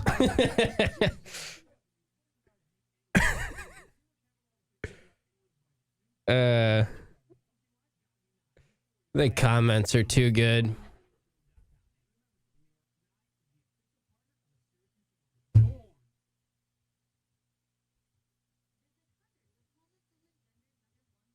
He's making Kleenex stock soar.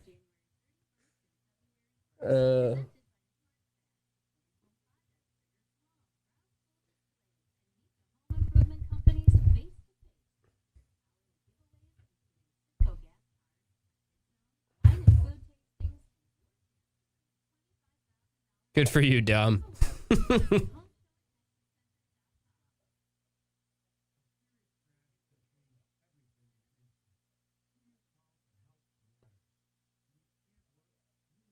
Diamond of the day. It's too many jokes to be made here.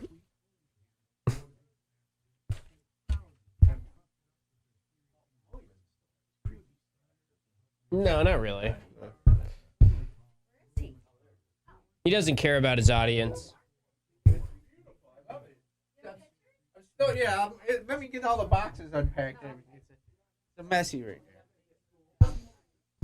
Let me check, Dom. I never really see Twitter DMs. That was such an innocent question, and you both went, oh, God. Oh. Well, because of this, we knew what was going to come was going to be people just, making jokes for the rest I know of how the to show. entertain the chat. I should take Paulie's headphone cord. I'm stretching the limits over here.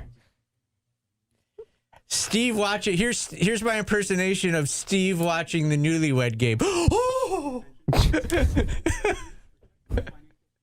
How is that for an impersonation? I'm a regular Rich Little. Steve and Fonte watching the Newlywed Game. How many times a week do you make whoopee? Oh!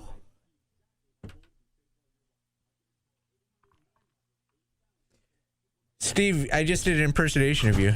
Of me? Mm-hmm. Who's that? This will be the third time. Steve and Fonte watching the Newlywed Game. How many times a week do you make whoopee? Oh!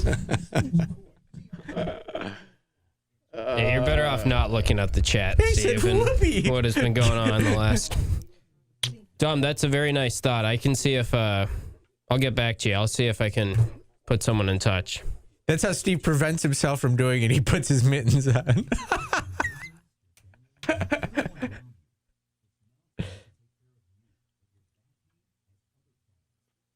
Yeah, I exited because I had to make my lunch because I have class right after this. So, is that okay for everybody? Would you be okay if I had said how many times did they make whoopee? Would that have been a little less aggressive?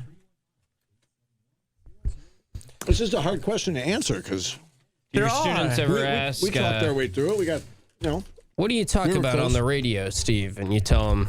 Yeah, right. What was your show about today? Those are some large noodles. Pepperdale.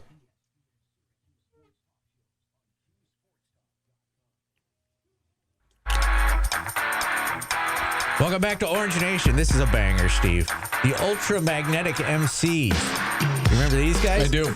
Traveling at the speed of thought. Let it cook. I go 1, 2, 3, It's 4, a great 5, song. 6, 7, 8, 9. As I take Did you work out to this one? And on to a new track. The tame ducks how to act. Respect me when Sure. I whoop your brain, skip your brain, and dip your brain in a lotion while I deck I your watched skull. a I'm like documentary on one of the members of this band who's no longer with us that was telling women or that he was going to get another record deal and like bilking them out of money. It's brutal. His name was Tim Dog, I believe. Bite mouse. Roaches wonder while I'm traveling. What are we doing in this segment? We're doing match game. Oh. As soon as you're ready for it. There is a game tomorrow, believe There it or is. not. Yeah. Season will continue. Yeah, somehow. Let's dive into it, the Miami match game. And before that, a little score update. Paulie has pulled ahead. He is at 91 points.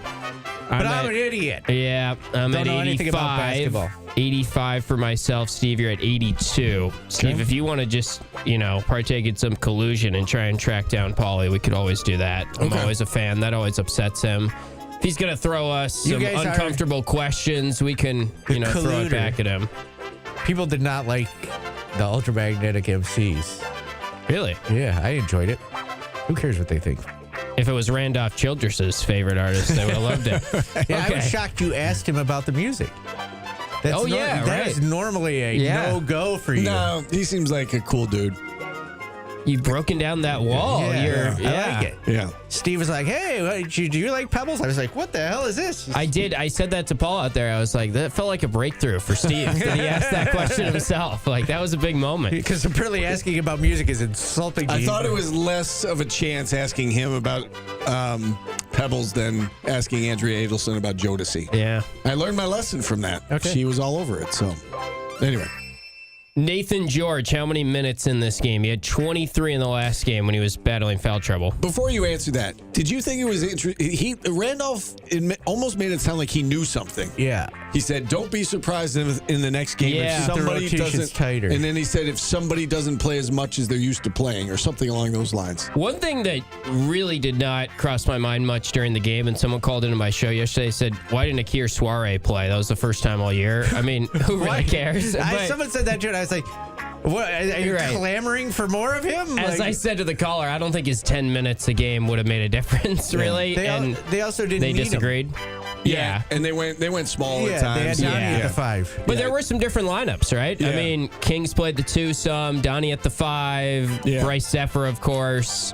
I think they're experimenting, and they're going to continue to experiment. And I It's think not you're a right. chemistry Randolph may have been hinting at something. Yeah, it almost sounded like he had some inside info on that. And But he then- also said Nate George is the only one that Yeah, tries he to was- get the ball to people. He so. was very complimentary of Nate George. I'll say 32 minutes. I'll go a little lower, 29 for me. I'll go 35. Wow. Right in the middle. See, that's why I'm in last, because I'm always in the middle. Yeah, you picked first there, too, and it's still, I guess you just got to hold off. You got to wait for us to pick. Bryce Zephyr minutes. I'm going to say 0, even though maybe I should say like 5, because he was good in the last game, but at the same time, I think the coaches see him every day in practice, and they're not going to overreact to one half of basketball.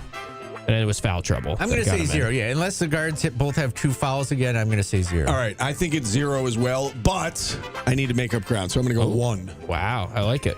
1 or more. 1 plus. Come on, Bryce. Put him in, coach. Get that last possession before the half to commit a foul. I said 0, yeah. I think it's 0. I need points. What you about can't lose on that one, really. Well, we could get an exact match, though, for 0. That's true. I didn't think of that. Do you want to reverse your answer? Man. That could cost you. No, that's good. No, it's fine. I need points. Okay. He's going to get in the game. J.J. Starling, how many points in this next game? I'll go 11. I was going to say 12. He needs a bounce back. Man. Give me 13, I guess. I wish I could. It'd be impossible to track, but how many jump shots will JJ take in a game? I don't think he attempted one true jumper in the last game. It's all floaters now. It's everything to the back. It's almost like he's afraid to shoot the basketball. Yeah. He missed such a crucial. He had his easiest take to the rim, and he missed a finger roll. He just bounced it off the back of the rim. Yeah. You got to make your bunnies.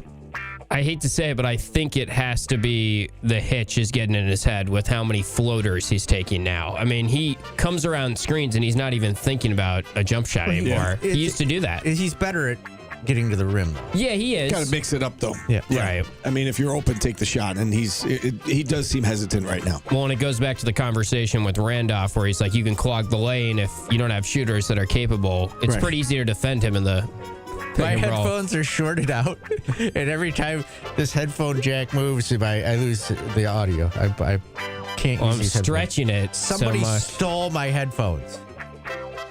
It wasn't me. Kyan Anthony minutes. He has played exactly 17 minutes in the last 2 games. I'll go 17. I'm just going to stay with the trend. I'll go 12. I'll go 18. All right. Being strategic Steve is today. waiting for the end I'm now. being strategic today. Donnie Freeman, will he bounce back? How many points for Donnie in this game? I'm going to say he does. Miami does have a good defense. I'm going to say 18 points. I had 18. I'll say 15. Miami is a very good team. This is going to scare Syracuse fans if they still care about the games anymore. They're a very good rebounding team. They're also very good in the turnover category in terms of like forcing turnovers, turnover margin. So let's pick the rebound margin in this game. What will it be from a Syracuse perspective? -4 for me. That's what I was thinking. -4. I had -5 in my head, so I'll go -5. That was what I was going to say regardless, so we'll do it. Maybe the biggest question here, how many team turnovers for Syracuse? 14 in the last game. They got to be better. 11. I was thinking 11 too. You ready to hear me out? 8. Wow. Remember when this team had 2 turnovers against Kansas? Yeah. How did that happen? Just doesn't make sense. Miami is favored by 2 on KenPom. Would you guys like to take a stab at who wins and by how much? I think they're just going to play close games the rest of the way. Yeah. I think it's, so I'll say that Syracuse wins because they absolutely have to. I said that last game. I'm not all that confident in that, but I'll, you want me to give you a margin? I'll say Cuse by 3. Hurricanes by 6. I just wrote down Miami by 6. We are very similar. Steve's got Cuse by 3. I'm either going to make up a ton of ground or I'm going to be way behind. That's true. Today. We went into card sharks. I did write down, would you guys like to, we could take a guess at the Bills' next head coach and the Steelers' next head coach, and then maybe if you get that right, and it's not going to come out probably this weekend, but it could be worth a bonus 4 points, 5 points. I don't know. I think they're going to hire Dable. Okay. Steve's going Dable. Shula to the Steelers. I know that. That's what I think. Who? Shula. Okay. I don't even know who you're talking about. Chris Shula, Rams defensive coordinator. Okay. I'll say Dable with you, Steve. I don't really know. I gotta look at who the Bills candidates are. They've interviewed who to this point? Phillip Rivers, obviously, is the report today. They interviewed the Colts DC, right? Didn't they bring him in? Yeah, they interviewed Anthony Lynn. They interviewed Mike McDaniel. McDaniel's going to go to. He's the Chargers OC. Yeah, but you were saying who they interviewed. Right. And honestly, I would say that there will be more after these games this weekend are complete. Right? Yeah, I mean, I think they're waiting on a couple. So for the fun of it, I'll say McDermott to the Steelers, just because that would be hilarious for content. I'm gonna go McDaniel to the Bills. Oh no! Please no. That's not happening, Paulie. That's a waste of a guess. Yeah. All right, Mike McDaniel. 5 bonus points. Just you don't even care. I was going to say McDermott to the Steelers as well because I don't want to see it happen. I don't even know if they're going to interview him. You don't think so? Who have they interviewed? Why wouldn't they? I don't know. It hasn't even come up. Really? Yeah. I saw the day he was hired. I mean, I think it was just like fans and analysis talking about it. Every fan would want him. Yeah. Probably should have looked up the odds. But I also think he's just Mike Tomlin 2.0. Not good enough. Why? Why do just you get to the say playoffs and not win? Wow, Shula's minus 125. Paulie might get some points here to be the Steelers' next head coach. Mike McCarthy plus 400. McDermott plus 600. Says according to NFL Network, McDermott has been linked to the Ravens and Steelers. Did the Ravens hire someone? I don't think so. This was 2 days ago. No, I don't know. Have they? I haven't been paying attention to the Baltimore Ravens coaching search. Let's see. I saw they did interview Nunzio Campanelli's brother, Anthony Campanelli. They announced Jesse Minter as the next head coach. That happened last night. Wow, cool.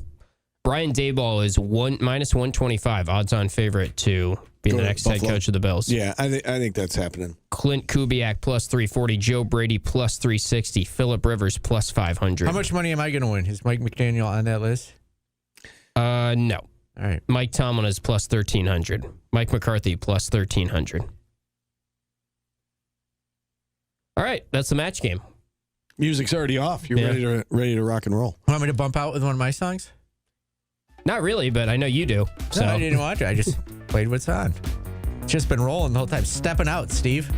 Well, it's a good one for Joe Jackson. Stepping out. Oh, I get it. Of the segment. We're going to do this again Monday. I do like this song. I have great taste in music. Less feminine songs today. I don't envision myself working out to this song, but I do like this song. What are you obsessed about this? It's just my liked songs. No, I know, but I feel like what's on your Spotify is songs you work out to. Oh, I disagree. Yeah. I've plugged Spotify in the car. Yeah, it's sitting at home. And you worry about you working out. Okay. All right, let's take a break. We'll wrap things up next. He can't even eat a pork chop without hurting himself. That was a long time ago. I've gotten over that. And he's talking to me about what I work out to. We'll wrap things up next on ESPN Radio.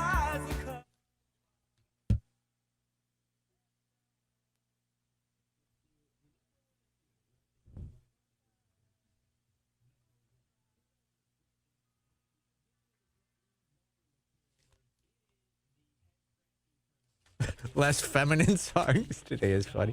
Yeah.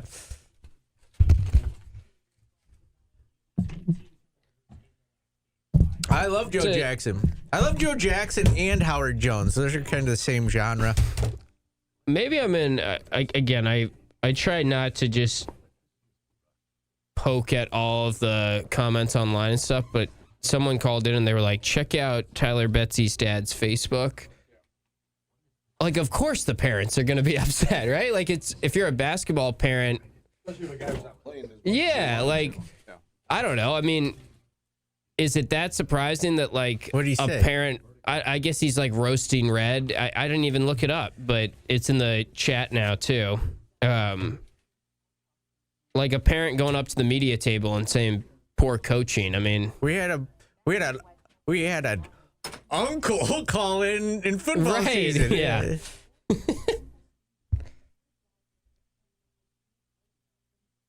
Yes, every player feels like they should be playing more.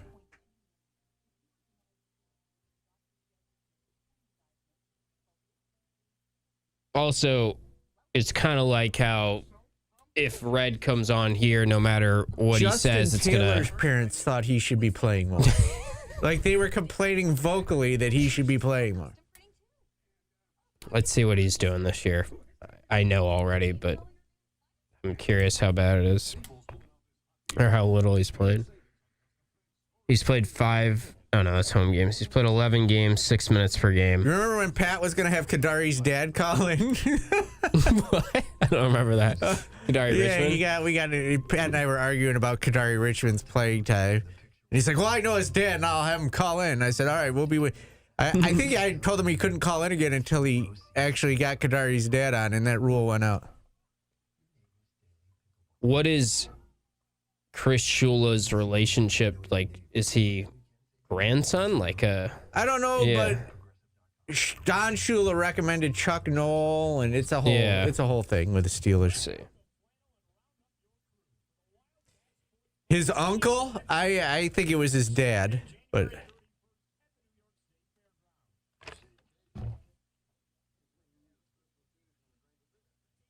Father Dave, and he is the grandson of Don Shula. Okay. Nephew of Mike Shula.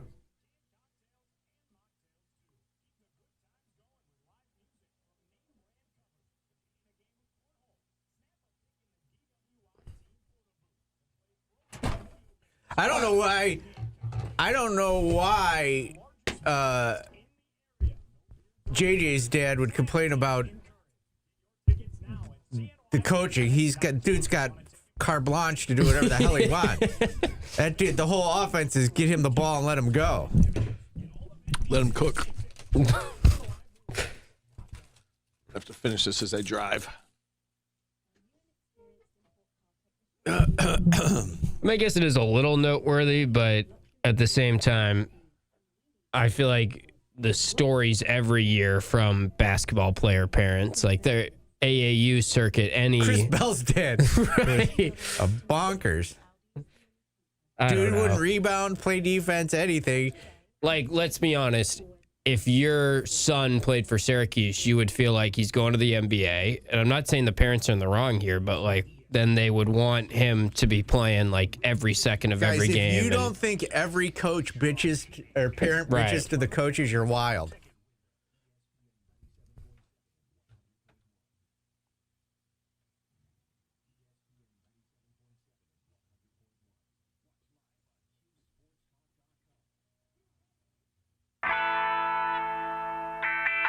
Black by Pearl Jam. You work out to this one, Steve? I would work out to this, yeah. Your best friend, Jerry McNamara. That's right. Loves Pearl Jam. He does. So did Mike Hopkins. How do you feel about Pearl Jam? I like Pearl Jam a lot. We're going to do this again Monday. Great. This is fun.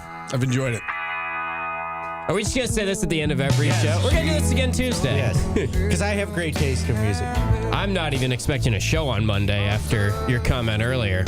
Snow day likely. That's what I heard. Yeah. Well, it depends on how the outcome of the basketball game goes. Come on. So if they win, no snow day, regardless of if there's snow? I'll come in on Sunday. Okay. I'm wondering if I'm going to have class Monday. I would argue if they lose, you should have a show more because you should give the callers. I agree with Tim. I agree with Tim. Dude, you call in every time they lose. Stop it. You do. They lost bad. That has never happened. I can't take... don't say that. I can't take the verbal abuse. Did have a couple people text me, is Steve sick after they lost the game? It has happened. You have not been here multiple times after games. But it has nothing to do with that reason. Like, I'm a busy person. Yeah, okay. Be busy when they lose. That's fun. You are making that up right now. Am I put that on a poll? Am I making? You're making that up. I know for a fact that you're making. I've never called in and said I don't want to come in today because they lost. That has never happened. Yeah, no. Give you me make a break. up an excuse. I have diarrhea all of a sudden. I think it's a narrative out there. I don't think he's making that up. Whether it should be a narrative or not, it's kind of like a coincidence. Oh, stop. You want to bump out with a song too? Because this is getting fun. Well, we have to ask Tim what he's got coming what up the hell are you talking about? Time. You have to tell me who my biggest fan is today as well. Yes, we'll do that. Drive time, 5 to 6 p.m. I'll continue to talk basketball. I'll continue to take your phone calls. I think I'm going to react a little bit more to what Randolph Childress said because I really enjoyed that interview. For anyone that missed it, watch it back, YouTube. I am truly, madly, deeply in love with Drive Time. Well done. We got to go. For Tim, for Paulie, I'm Steve. Enjoy the weekend. Yeah.